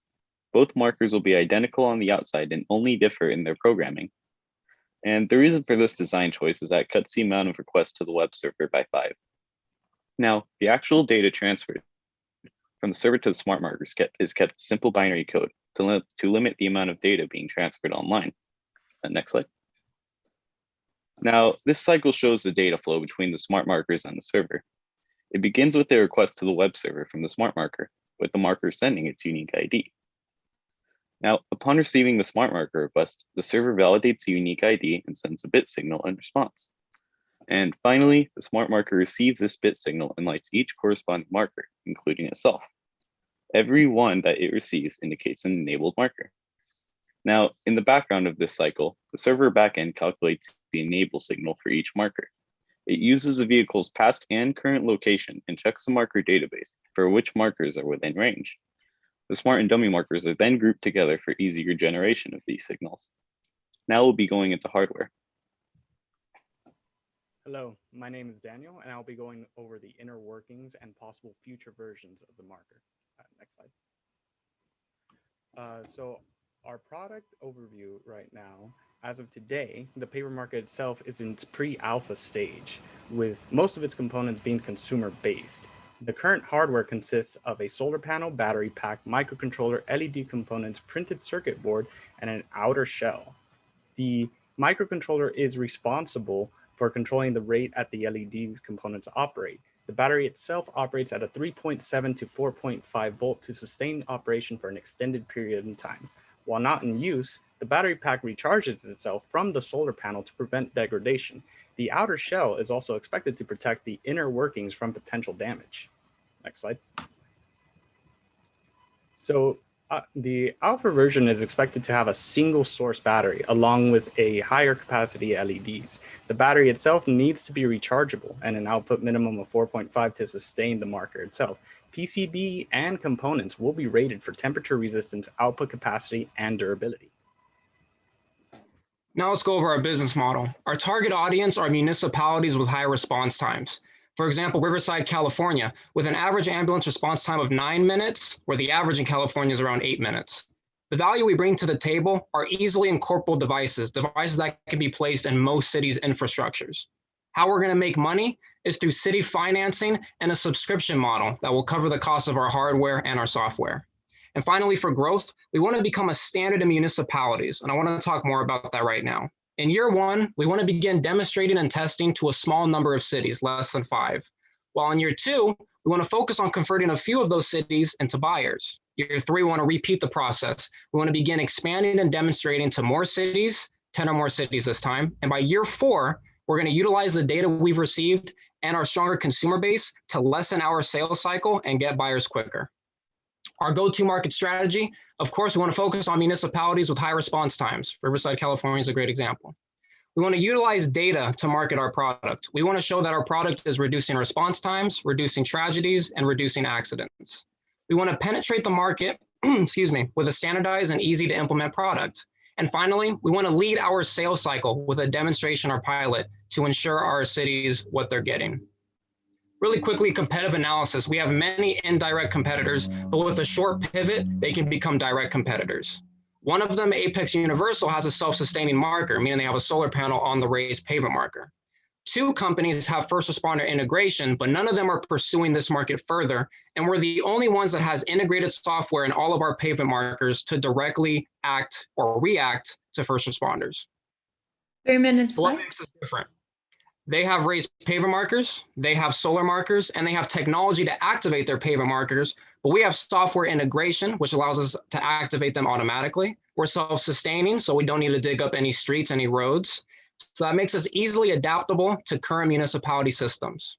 For customer validation, we're actually piloting a version of our project in Riverside, California with the senior traffic engineer, Nathan Mustafa. The previous mayor of Riverside, California, Rusty Bailey, stated, "It's applicable, it could save lives." He said this in a direct demonstration of our software showing the connection between our pavement marker and a first responding vehicle. And finally, that same software received coverage from the Riverside Unified School District's YouTube page. Very quickly going over financial projections, our year 1 goal is to sell 1,800 units. Now this is completely dependent on the size of a city, so this number will definitely vary.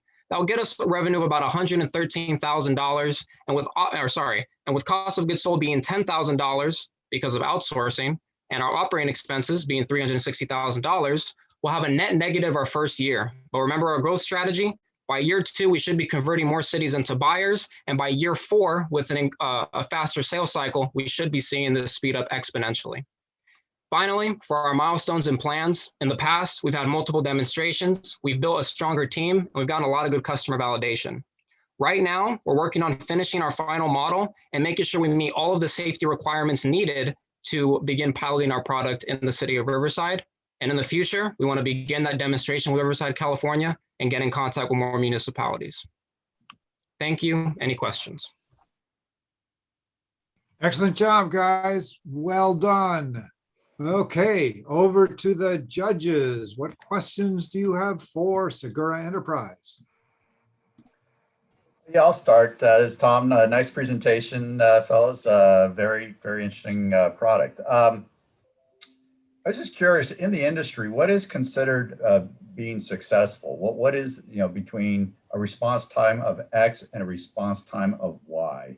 And how much do you project that you improve upon that? So in our current industry, the reason why I said it was stagnant is because we've stuck with our siren model. Cops have sirens, people are supposed to move out the way. And right now, response times are also stagnating. Some are faster than others. It really depends on the city. We haven't had a solution for reducing those response time in cities.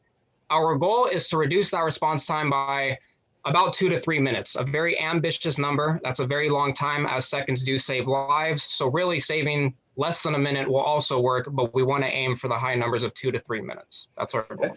And is that what cities are saying? Are they saying, hey, you have to demonstrate that you save X amount of time for us in order to make our purchase decision? That's the data we want to use. We want to show that we're reducing the response times, yes. But do they have a benchmark saying that you have to show that it reduces it by a certain amount of time?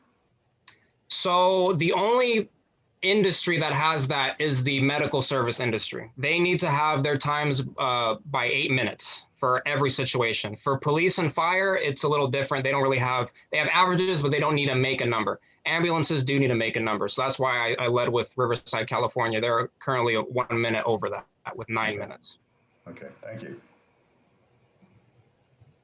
No worries, thank you. Do you have even one municipality that has committed to buying any of these or subscribing to any of them? As of now, we have no buyers, but we do have a demonstration lined up with Riverside, California to begin that sales cycle if they are interested. Thank you. Thank you. I want to go back to the revenue side of this. I Sure. think everybody wants this, and if it was free, everybody would install it tomorrow. So my question is, how do you convince somebody that they need to spend money when they're not the one that was waiting for the ambulance or the fire truck to arrive? Where's the economics in that city with this limited budget and spending here?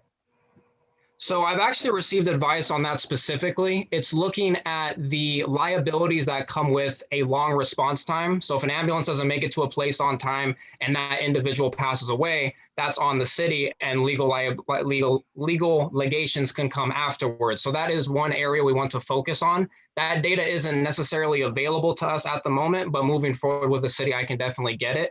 That is one angle. And the second angle is pushing for the city, or sorry, the civilians that are living in the city to push the product. They see that it's reducing times. We're marketing it with data. We're showing cities that it's reducing the response times. We want to put municipalities in a position to where they see that our product is working. They see that it saves lives. So if they don't take it, then it becomes kind of like this, why aren't you taking our product? And that all starts with our first municipality, making sure it works from the get-go.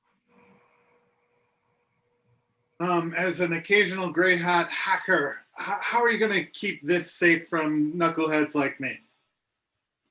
I'd love to pass it on to my software engineer. Yes. Yes, I'll take that. So the smart markers themselves, they're kept very simple. The only thing being kept on them is where the server is located, and the server will have its own defense capabilities. But as for the markers, if you just grabbed one, let's say, because you couldn't just read straight off of it. Let's say you were an expert and you found some way to just read right off of it. The only thing you would get from that is a 5-bit signal telling it which ones to turn on. Now, if you're a hacker and you get that, you can probably tell that there's an ambulance right around the corner. That signal's not going to do you any good.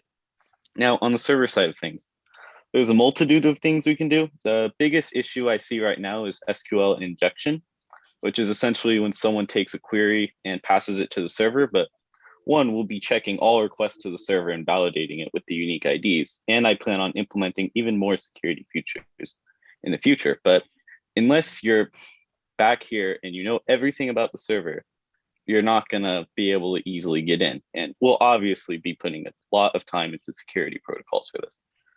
Trust me, I do not want anything to be able to get into this, considering the high degree nature and the lives at stake.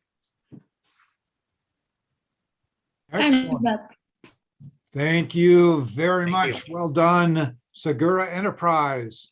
So that's two who have gone, and we have our third company coming up, Urbanic Farm. We're bringing him into the Otter Tank.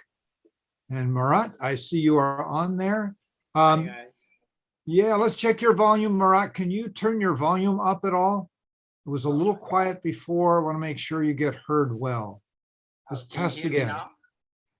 It could go a little higher than that if possible.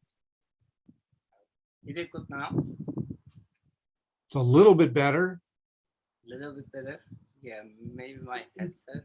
He needs to adjust it on the Zoom, not, okay. Yeah. Is it good now? Doug, can you go instruct to your him? Zoom? Go to your Zoom client, Murat, and where you see the microphone, there's an arrow up, and then go to the audio settings and increase the microphone volume. Oh, okay. Look at that. I'm learning something new about Zoom. I thought I knew everything okay. about Zoom. Is it good now? Yes. There we go. That's Wow. great. Thank you. Thank you, Doug Erickson. Okay, so Murat, you can go ahead and share your screen, and once that's up and you're ready, you can begin. Mhm.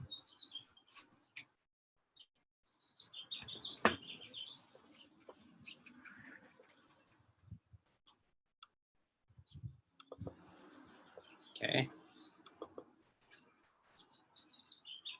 May I start? You're on. Okay, thank you. Good afternoon, everyone. Welcome to Urbanic Farm, the largest farming company with no farms. Do you want to eat vegetables and fruits taken freshly from the vine? These are from my garden. Or daily eggs. It's healthy, delicious, and the best thing you can do for yourself. Urbanic Farm is a marketplace for local grown produce and gardening services. Our mission is to connect the local farmers to consumers. My name is Murat. I'm a gardener and AI specialist. We are 16 people of micro-farming and tech experts. We come together to bring local fresh food to reachable distance to consumers. This will enable us to claim more than 3% of the billion-dollar grocery and gardening market. We will reach 3,000 users over the next 12 months. We need 750,000 investment amount to reach this target. I started gardening 3 years ago. Gardening was challenging for me at the beginning because you need to be familiar with various topics like compost, fertilizer, plant diseases, from where to get the necessary items. I realized that the local connection is a key factor for successful gardening, and there is no platform provides this service. After 3 years, I wanted to sell my excessive products, but I have only 2 options. Either I will go to the farmer's market, which is limited by time and space, or I will make an agreement with the closest produce market. But I want to reach the consumers directly, and currently there is no easy and practical way for this. For consumers, having a fresh food in a reachable distance is not possible. For supermarket items, chemicals applied in the farm and additives applied for long shelf life cause health concerns. Chemicals and additives are inevitable part of traditional farming. Also, traditional farming requires transportation and interoperations, which causes a time delay at reaching fresh produce to consumers. It's a lengthy process. Single tomato travels every 1,300 miles to get to retailer. Tomato collected when it was green and let it turn to red during travel time. Since tomatoes were not able to ripen naturally, some nutrients never get a chance to develop. A growing number of consumers are concerned about the quality of the food they eat and are looking for more natural, fresh, local food. Quality-focused consumers are willing to pay more for fresh, healthy food. 10% increase in the organic food spending is a good evidence for this. To verify this information, I conducted a survey on 332 people. According to this survey, 88% of the people want to buy local fresh food from their neighbors. 38% people want to sell gardening products to others. This result shows that there are enough people who want to sell and buy. Our solution is a community-based micro-gardening, which will eliminate the problem of the traditional farming. This solution enables local growers and micro-farmers to reach the consumers directly, with no delay or interoperations. To realize community-based micro-gardening, we developed a web platform and supporting infrastructure allowing a community to buy and sell local gardening products. This platform will reinstate the loose connections of the neighborhood, create a local food social network to share knowledge and experience, shorten the travel time for food, which means less carbon emission, and create a new experience to reach the finest species of the plants like heirloom black cream tomatoes, which are not available in the supermarkets and do not transport well. Think about the variety that the micro farmers can produce for consumers. This will change the food ecosystem completely.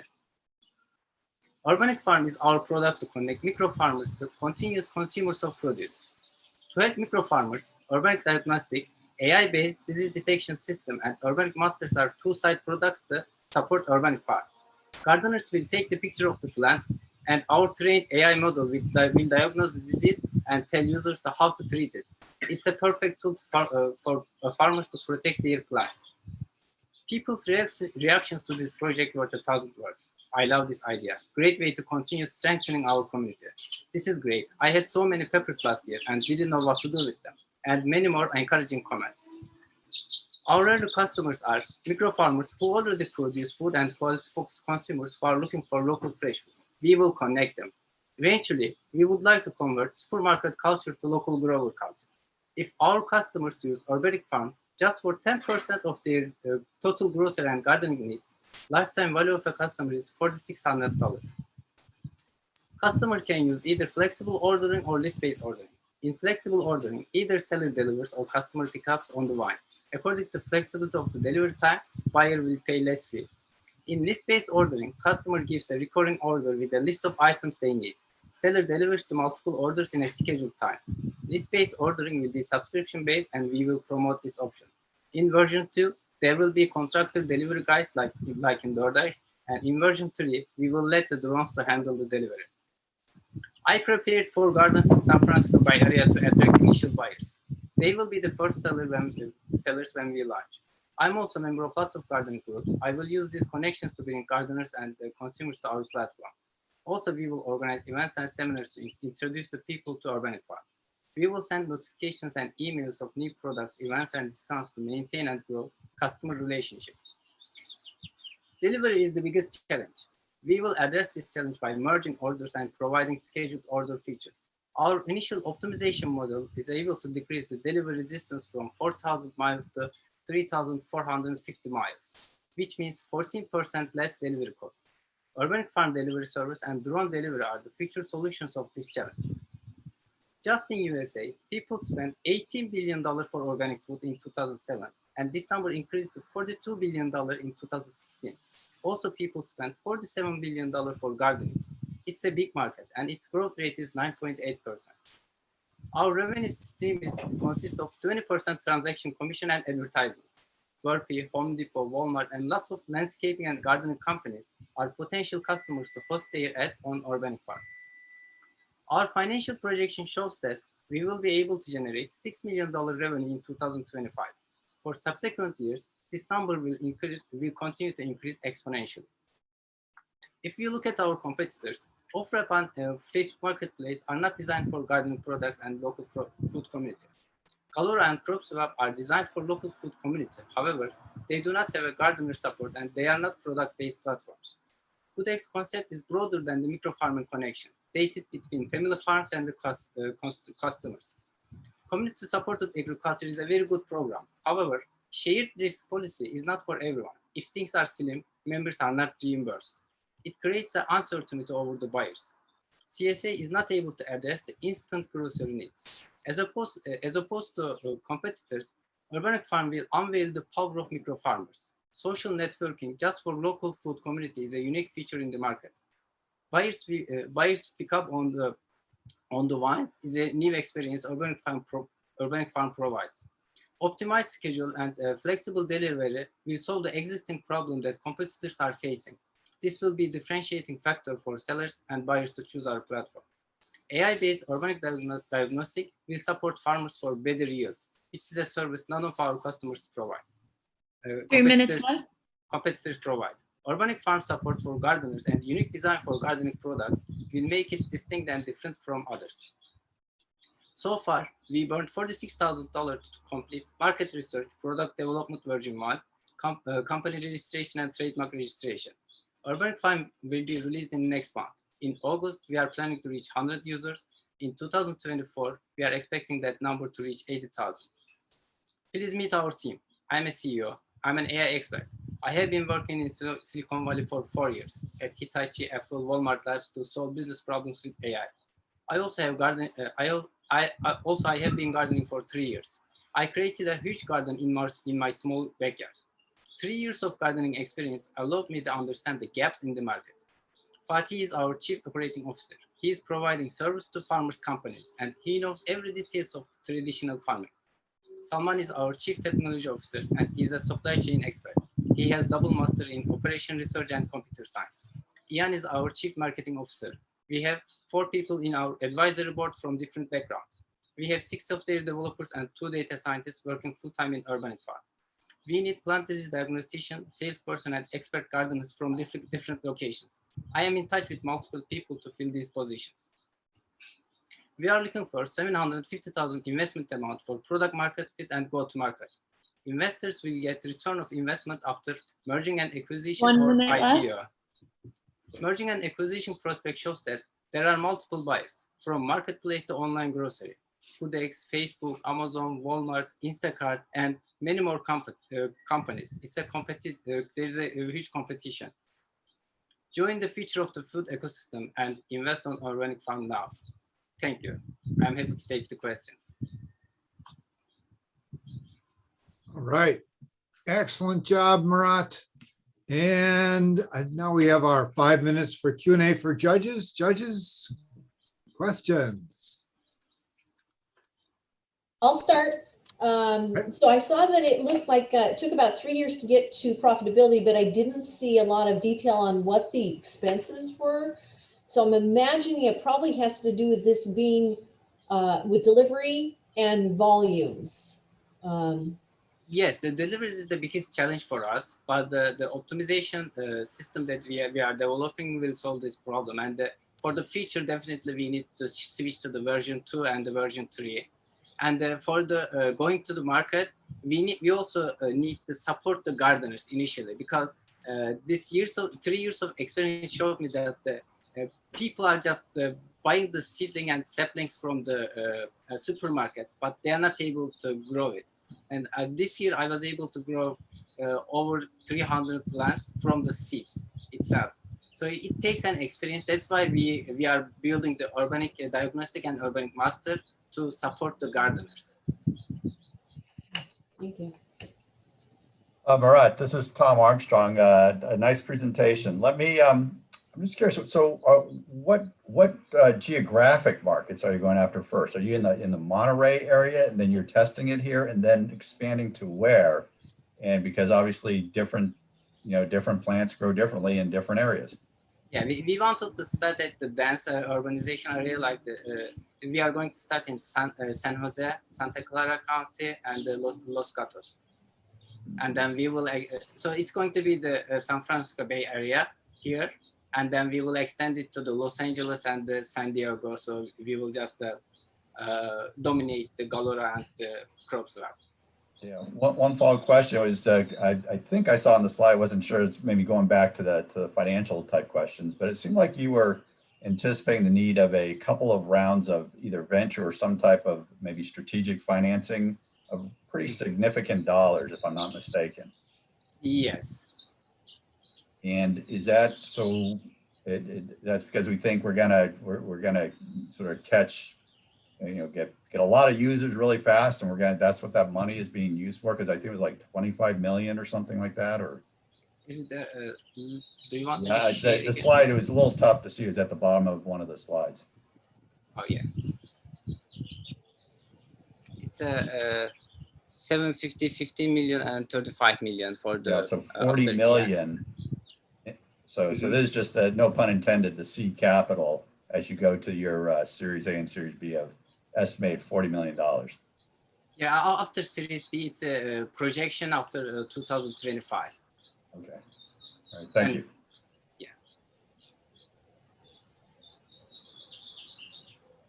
Murat, your team looks exceptional in terms of technologists, but I didn't see a whole lot of go-to-market specialists. And this is kind of a unique product because it's got two marketplaces.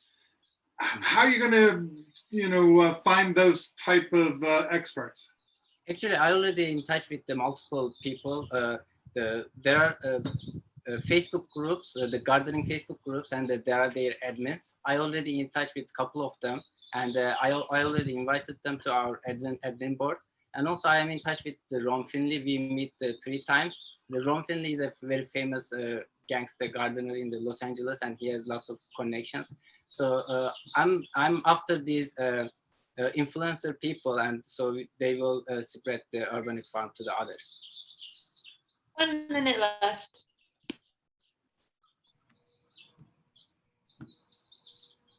Any other questions? Joel, are you, excuse me, Murat, are you going to specialize in any specific products or anything that someone can grow? I'm sorry? Are you going to focus on any specific produce products, or are you going to look at anything someone can grow? No, it's going to be unlimited, so anybody can grow because we want to have the variety, so the customers can see can have the unseen experience they never seen before. Okay. Thank you. All right. Excellent. Thank you very much, Murat. Well done. Thank you very much. Excellent. And that brings us to the end of this year's Venture Division Otter Tank. If I counted correctly, I think I counted to 3 companies that we got there. So thank you all very much. What do you think, Kelly and Doug? Do we have winners here?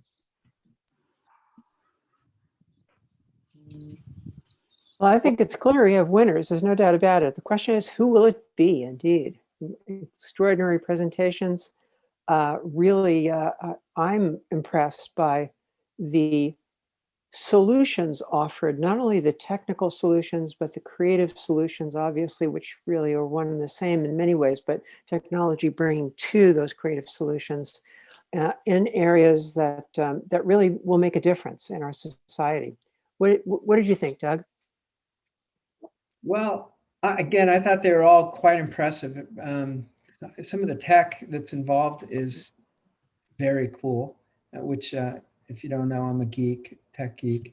But it came to me that really a company that combines everything would be amazing. So you have food from Exactly and Urbanic. You've got beer from Saucy. You've got everybody riding on a red engine fire truck and paved the way by Segura, and then all promoted by Social Monterey, Lindsay. So let's just bring them all together and make it work.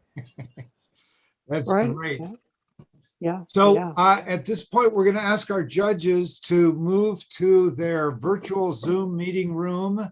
And I believe that Dan Ripke is going to be there, and I think Selena will also be there to help you out.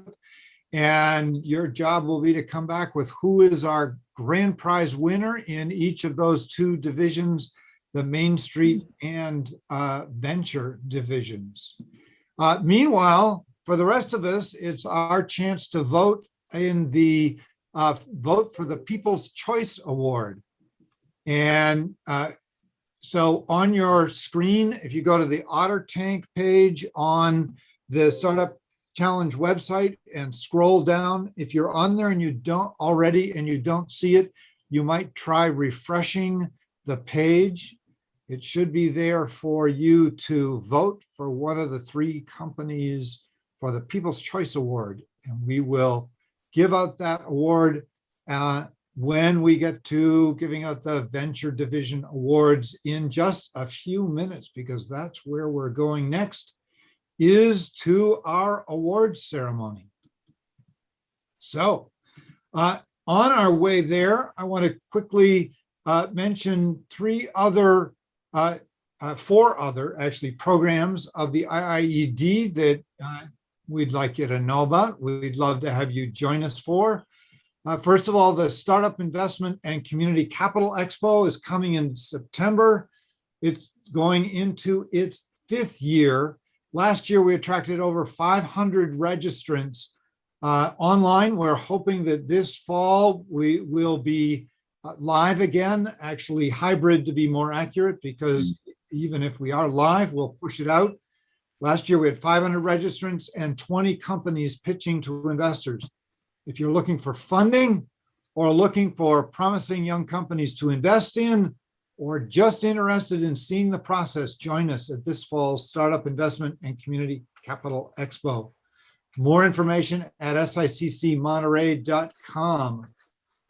Next, we have the Launchpad. Our Startup Launchpad programs are available to all entrepreneurs and startup companies in the region. We offer educational modules. We help startups solve problems and get guidance, and we offer ongoing mentoring to guide startups from idea to launch and growth. More information at startupmontereybay.com/launchpad. Next, our tech meetup. Join us for our monthly Monterey Tech Meetup, the 2nd Tuesday of every month. Hear from startups and innovative companies in the region. Our next meetup is this coming Tuesday. We're featuring several manufacturing companies in the region, along with our Startup Challenge winners will be there. And finally, the Get Virtual program. Get Virtual is for existing businesses struggling with recovering from the challenges of the past year. CSUMB is a part of the Get Virtual network, offering local businesses help in developing their online presence. This program is run by students and offers websites, social media, and other online marketing assistance free to local companies. All right, so now it's time for the awards. Let's give all of our finalists a round of applause. Do we have our applause going, Mary Jo?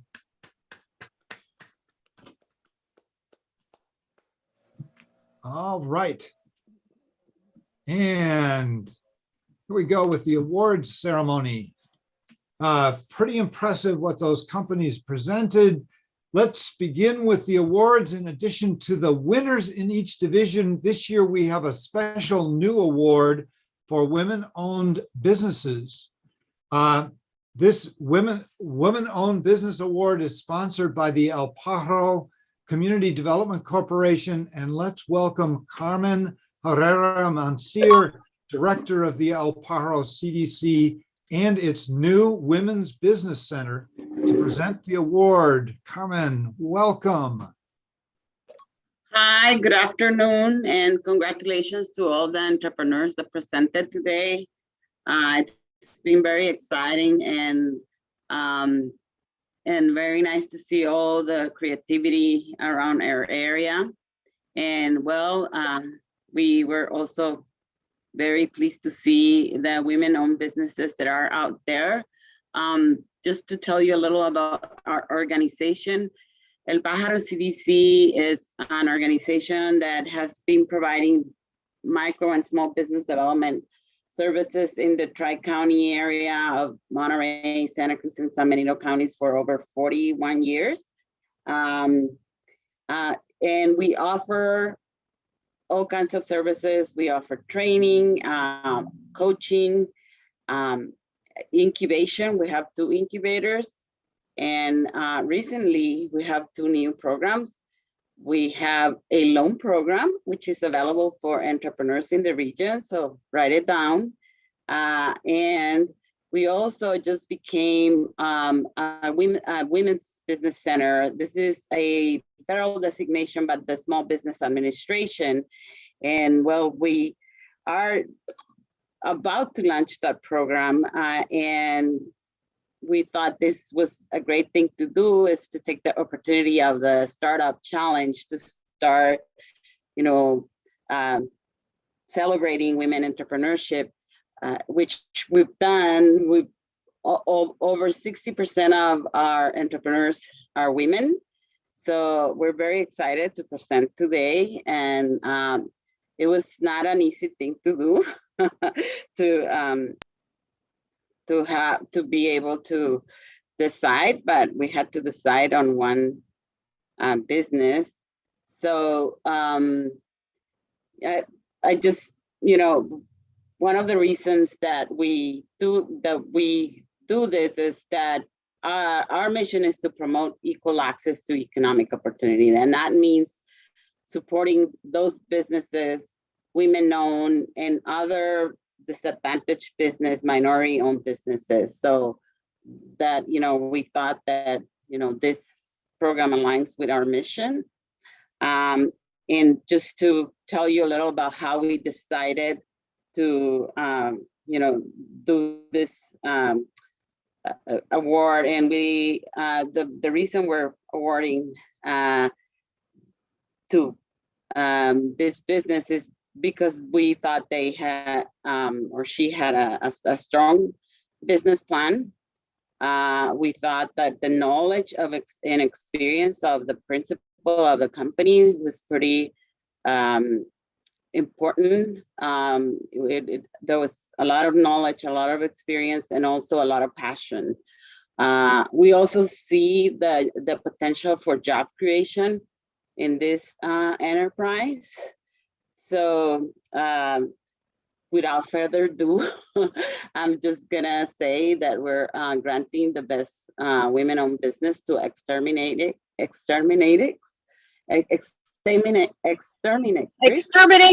Yeah. So we're very, it was a very interesting, proposal. We're excited about, granting this $1,500 award, and we hope to be able to continue working with you and the other businesses, women-owned and non-owned. I think that is it possible to put in the chat? I'm gonna put my our website, and so that everybody can contact us. But congratulations. It is our pleasure. And I don't know if you want to say something or how the program goes. I just will say thank you very much. I am very grateful, and yeah, that's all. Thank you. It was a lot of work, and I'm glad somebody, thank you very much. You're welcome. Excellent. Thank you, Carmen. And congratulations, Lauren. I know you've worked really, really hard to get to this point. Congratulations on being the first ever winner of what we hope will become a regular award for the best woman-owned business. Go for it. Lots of gratitude for the experience. Thank you, guys. Absolutely. I love that name, Exterminatrix. It's literally just what a female exterminator is. So it's just fun to play. All right. Okay. So now I want to invite to the stage here Dr. Eric Dow, who is going to present the award for the winner of the student division. The winner of the student division was chosen this morning out of the 4 finalists. And this award is made in honor of Dr. Tao's contribution to the Institute for Innovation and Economic Development. He was the founding director of the IIED, and the California Institute for Global Education makes an annual donation to Startup Challenge to support the student award winner. So please join me in welcoming Dr. Tao. And Eric, if you could turn on your camera so we can see you and chat a little bit here. All right. Thank you so much, my dear friend, Brad. Good to have you back. Yes, yes, I missed the days we sweated out overnight and get things started. Now look at you, it's all established, all grandy. Great. My very, very unique pleasure to be able to participate the Innovation Award. 12 years ago, Brad, Mary Jo, and many other people, we launched the IIED. We really believe the innovation is the source of economic development. That's why we named IIED, start with innovation and end with economic development, in that order. I also particularly passionate about student innovation, although our award in terms of monetary is pretty low, but it is incentive, it is encouragement. I want to give you a list of company that started by college student. You probably know some of them. Microsoft, Facebook, Reddit, WordPress, Google, Napster, lately Airbnb, and DoorDash. All started by students look at the problem around themselves. And somebody better come up with a solution. And maybe that's me. So with that, I highly encourage all students to continue work on this. A good thing is that you are already in this final, in this award.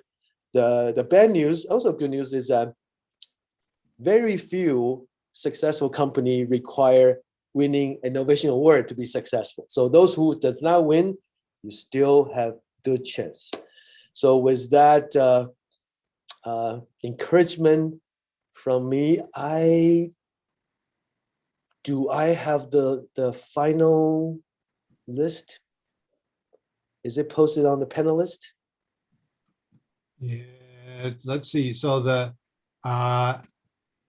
don't see the full list there, but we do have the winner on the slide. We can go ahead and announce the winner. Please. All right. Wonderful. The Startup Challenge Monterey Bay 2021 Student Division winner, I'm proud to present, is the Ironwood Market Space. Congratulations.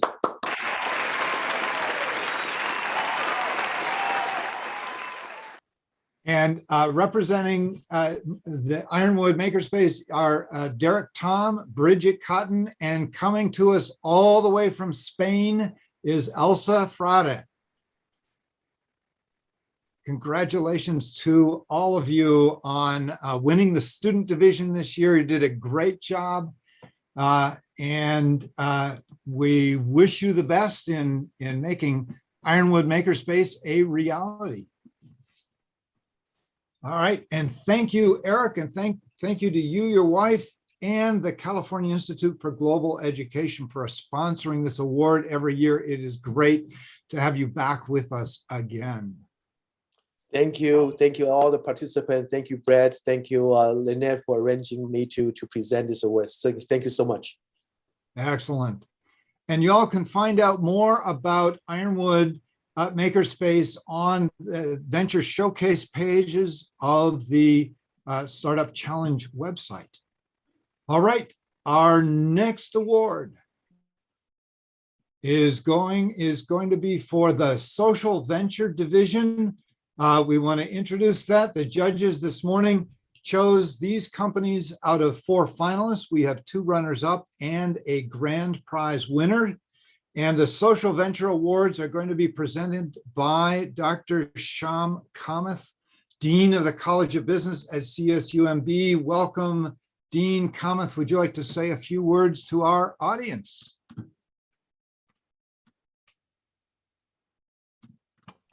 Thank you, Brad. Good to see you, Dr. Tao. It's been a long time, so good to see you. I want to congratulate the IIED team for doing such an outstanding job today. I think the role of social ventures really is changing the space for creating jobs in a socially responsible manner. And as the only responsible business school in the country, which looks at a quintuple bottom line of profit, people, planet, ethics, and equity, what we call triple PEE, these awards are reflective of the change that is taking place, not only in the area of business, which is critical for our success, because without the businesses, we wouldn't get 80% of the jobs that are created in the country every year, and the contribution to the growth of companies. So the social venture division is a very important component of our economy, especially the Monterey Bay region's economy. And what these social ventures are contributing to the success of the region is very important. In the business school that I'm privileged to serve, we are emphasizing the importance of social ventures along with the business ventures, because without these, we won't have the wealth we have in this country, especially the business piece, but also the social piece. So I want to thank all of you who participated and for your work in creating these social ventures. I think you're doing a great service to the region, but also to the country. I'd like to congratulate your spirit of bridging two very different ways of looking at things, the social area and the business area, to create something in between. I want to particularly congratulate Brad for his team for the leadership here in creating this. It's an outstanding job that the IIED is doing to seed both the business business tech ecosystem, but also the social venture ecosystem. And particularly to his team, Mary Jo Zenk, Leonard Lothrop, all the student assistants who are there, Dan Ripke, and of course, Brad's outstanding leadership. I also want to thank the judges who've been judging this, and the mentors, and all those faculty and students who have contributed to this. And Eric, it's good to see you back again. So with that, I would like to announce the award, and I'm sure if I say, let's announce it, it'll magically appear on the next slide. So there, the winner of this year's awards, I believe, is Rework and Connections, Adult and Senior Activities. And these are the two runners-up for the award. So congratulations, Rework and Connections, for your conception of your social ventures and for winning the runners-up. Congratulations.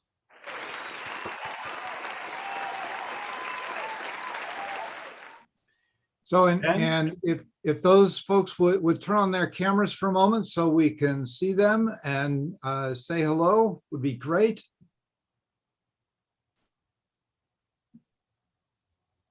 Do that? Can we flip on the cameras? Hello. Sorry, my video has been disabled. Uh-oh. But thank you so much. This is amazing. Thank you, Madeline. Yep. Yes, thank you so much. The support is really awesome. I don't have a background in business, and so this was definitely a crash course with a steep learning curve, but this was truly an incredible experience. Thank you so much. Thank you. Congratulations. And thank you very much. Definitely a steep learning curve and a terrific experience. And I can start filing for 501c3 status. Yay! There you go. Congratulations. All right. Thank you very much. And now, Shama, it is time to announce the grand prize winner. Yes, and you've kept it. You have us on the cliff edge. Yes, yes. So, well, we've got everybody on the cliff. We're waiting for the slide to pop back up. Yes, that's why I'm talking about the cliff edge. We hope we get there. So here it comes. All right, here it is. Big applause. Seeds for STEM. So it is the proud winner of the 2021 Social Venture Division. Congratulations, Seeds for STEM. Thank you. Thank you so very much. We're really excited. We've enjoyed partaking in all of the startup activities that you've done since the startup weekend.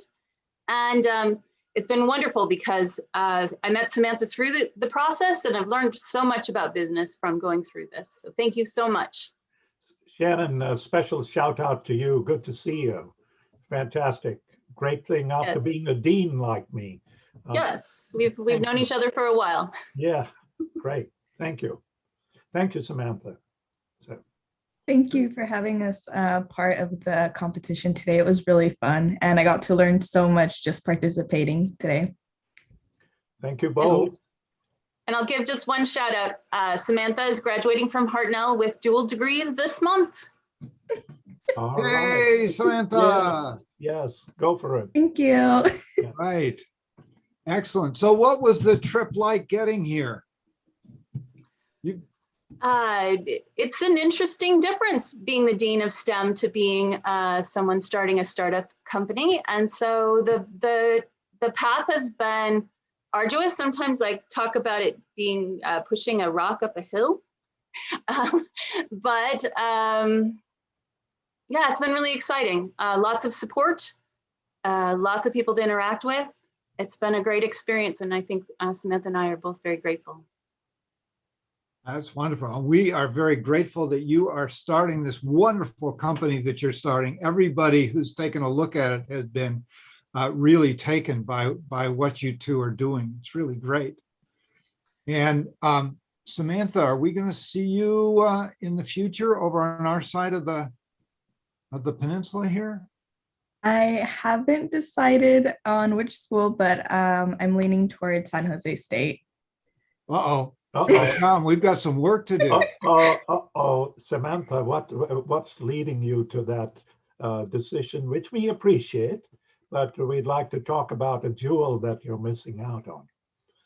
Yeah, I'm majoring in global operations management, and there weren't a lot of colleges that offered that major. So that's what mostly I was interested in for San Jose State. Yes, I know Professor Arvinder Lumba, who heads that. So that's a good program. Mm-hmm. Yeah. Well, we wish you the best of luck in that program. We will miss you at CSUMB, but that's okay. You'll do very well. And we do look forward to seeing lots and lots more of Seeds for STEM. Congratulations to both of you. Congratulations. Thank you so very much. All right.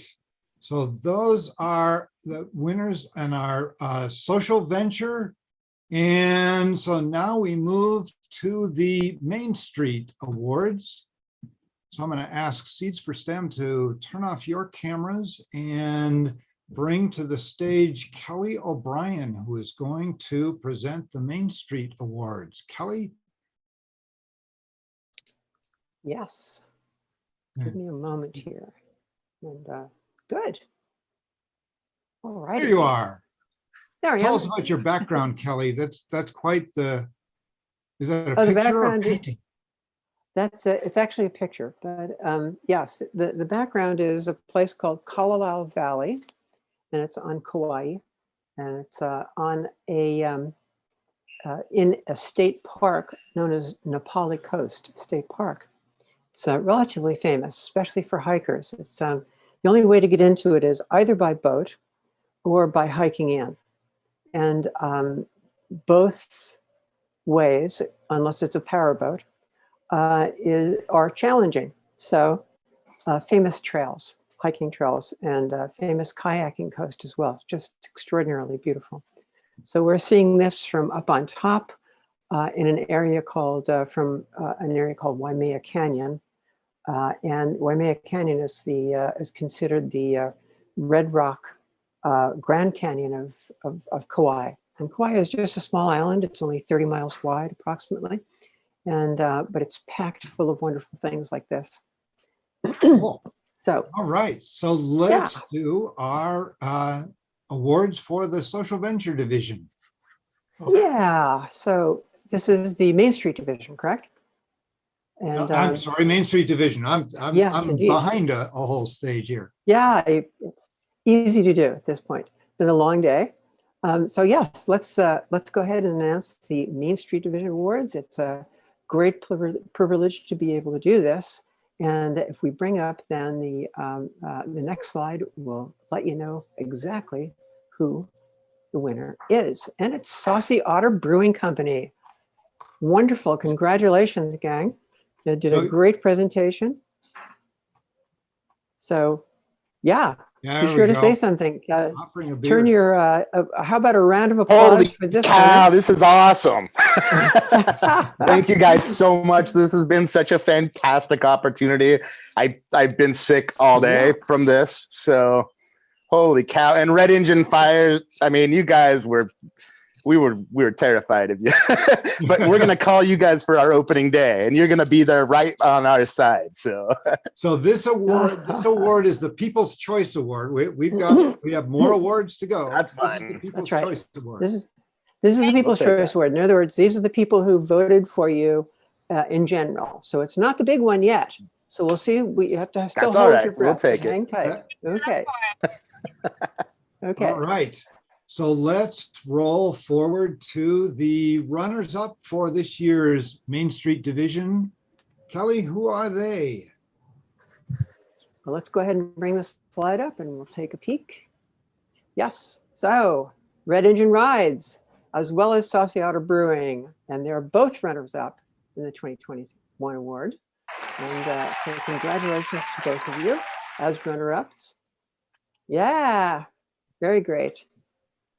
Wonderful. Very cool. So, Red Engine, are you still here? Gang from Red Engine? We're here. We're here. Thank All you guys right, so great. much. This was a fantastic experience. We've learned so much. We're firefighters by trade, and we're learning every day about our business and business in general. So we're super happy to be here. This has been a great process for us, and thank you guys so much.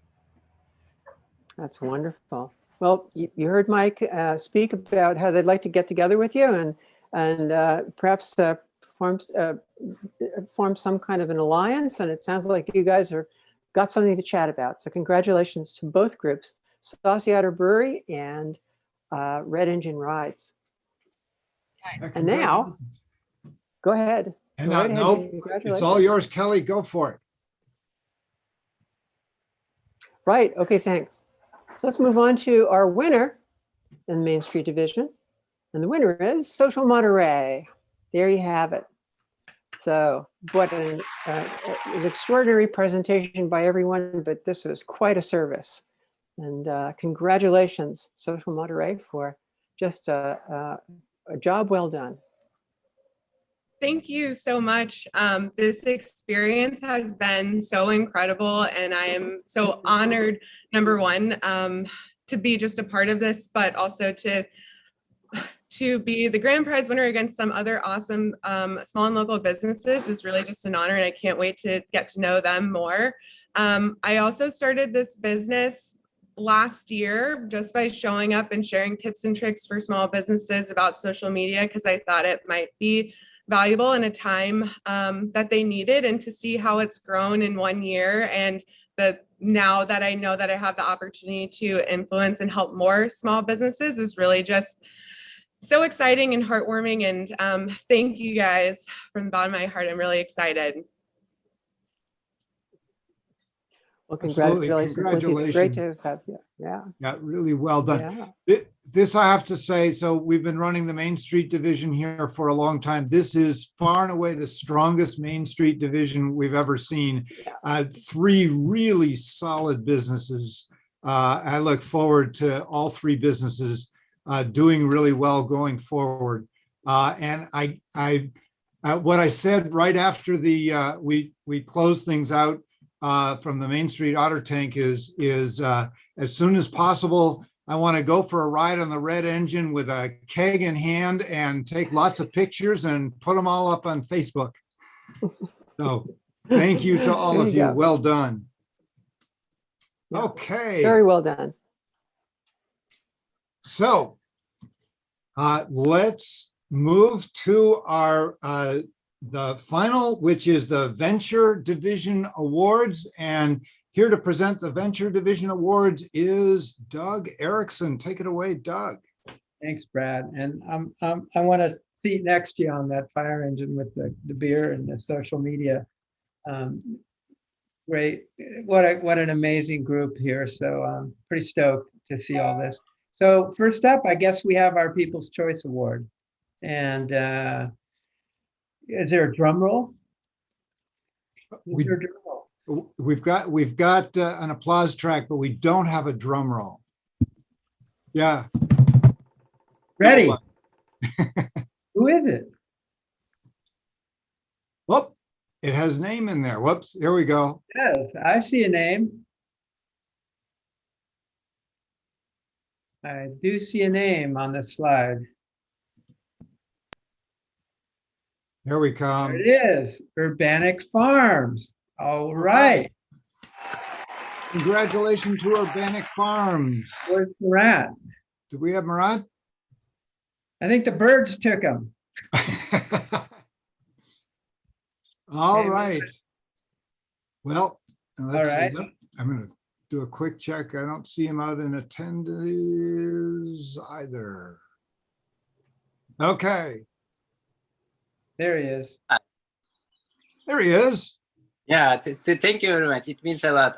I know that this is something that people like because it's this will serve the community and it will strengthen the community. I'm really glad that people choose the Urbanic Farm. So it means a lot to me. It shows that it's serving the purpose. Thank you very much. Congratulations. All right. right. Okay, what do we have up next? We have the Venture Division runners up. So drum roll. Bada bing, there it goes. Segura and Urbanic. Shall we reveal the winner? Or the runners up? Well done. Is Davin or Daniel or Zachary also there as well? Do we have? I don't see them on here at the moment. I don't see them out in the waiting room. But we do have Murat still here. So congratulations on being runners up this year. Fantastic. And now another big drum roll here because we're about to announce the grand winner. Next slide. Exactly. Well, Russell. Thank you. Wow. I can't wait to see what you guys do next because you had a very strong presentation and heck yeah, you have a great product. So congratulations. Thank you, Doug, and thank you to the team that's behind this entire operation, and to the panelists and judges. I know it took some time out of your day, and the mentors. You know, like I mentioned, Brooks and Chris Blay, who's been very helpful to my growth and development. I see myself being a real part of this community, the Monterey Bay community, the tech startup community, and I really do appreciate this. This award is more just a symbol of what's to come, I think, with respect to what we can do for farmers, what we can do for the world, and where we can all move together forward. These are not the easiest times, but this is definitely something that's going to put a little hop in my step. And I just want to say how thankful I am. I've grown quite a bit in the last month and a half while working with everybody at the Startup Challenge. Thank you. Great. Wonderful. Great job. Brad, over to you. Thank you very much, Doug. Thank you to Russell and all of the winners and all of the participants in this year's Startup Challenge, number 12. Next year is number 13. Startup Challenge becomes a teenager. So next year's, it's going to be a tough challenge because, when they turn into teenagers, it's really, they get tough. All right. So let's roll forward. Next slide, please. We want to thank once again all of the judges and mentors and workshop leaders, all of the members of the design committee and staff, the sponsors, and of course, you all, the audience, for making this year's Startup Challenge a great success in what continues to be a challenging environment. I promise you, I hope, that next year Startup Challenge will be a hybrid event and we'll all be able to be in the same room and have all the energy that comes with being able to be together for this, because entrepreneurship is certainly about relationships and community, and Zoom helps, but being in the same room is even better. Thank you to all those folks. And next slide, please. We put out an invitation for everybody to join us at next Tuesday's Monterey Tech Meetup. We'll be inviting all of the Startup Challenge winners to join us at the meetup. And we have several really interesting manufacturing companies in the region who will be presenting what they're up to, innovative things that they're doing. So please join us next Tuesday. And with that, I thank everybody. Thank you all. Good night to all. And we'll see you next year. See you at Startup Investment and Community Capital Expo. And Doug, what's your next event for them to attend? I think next week we've got a couple clinics, but 5 events in 1 week. I'm ready for a break. I'm gonna get beer. Absolutely. Time to go for beer. Saucy Otter, then you need to get open as quick as possible. Thanks to all of our special guests. I want to say a big thank you to Kelly and Doug for co-hosting with me. Shyam Kamath for bringing the College of Business and being a part of this. The judges, Tom and Jamie, you did a fabulous job. Anybody else still on here? And of course, our fabulous staff. Thank you all very much. That brings this year's Startup Challenge to a close.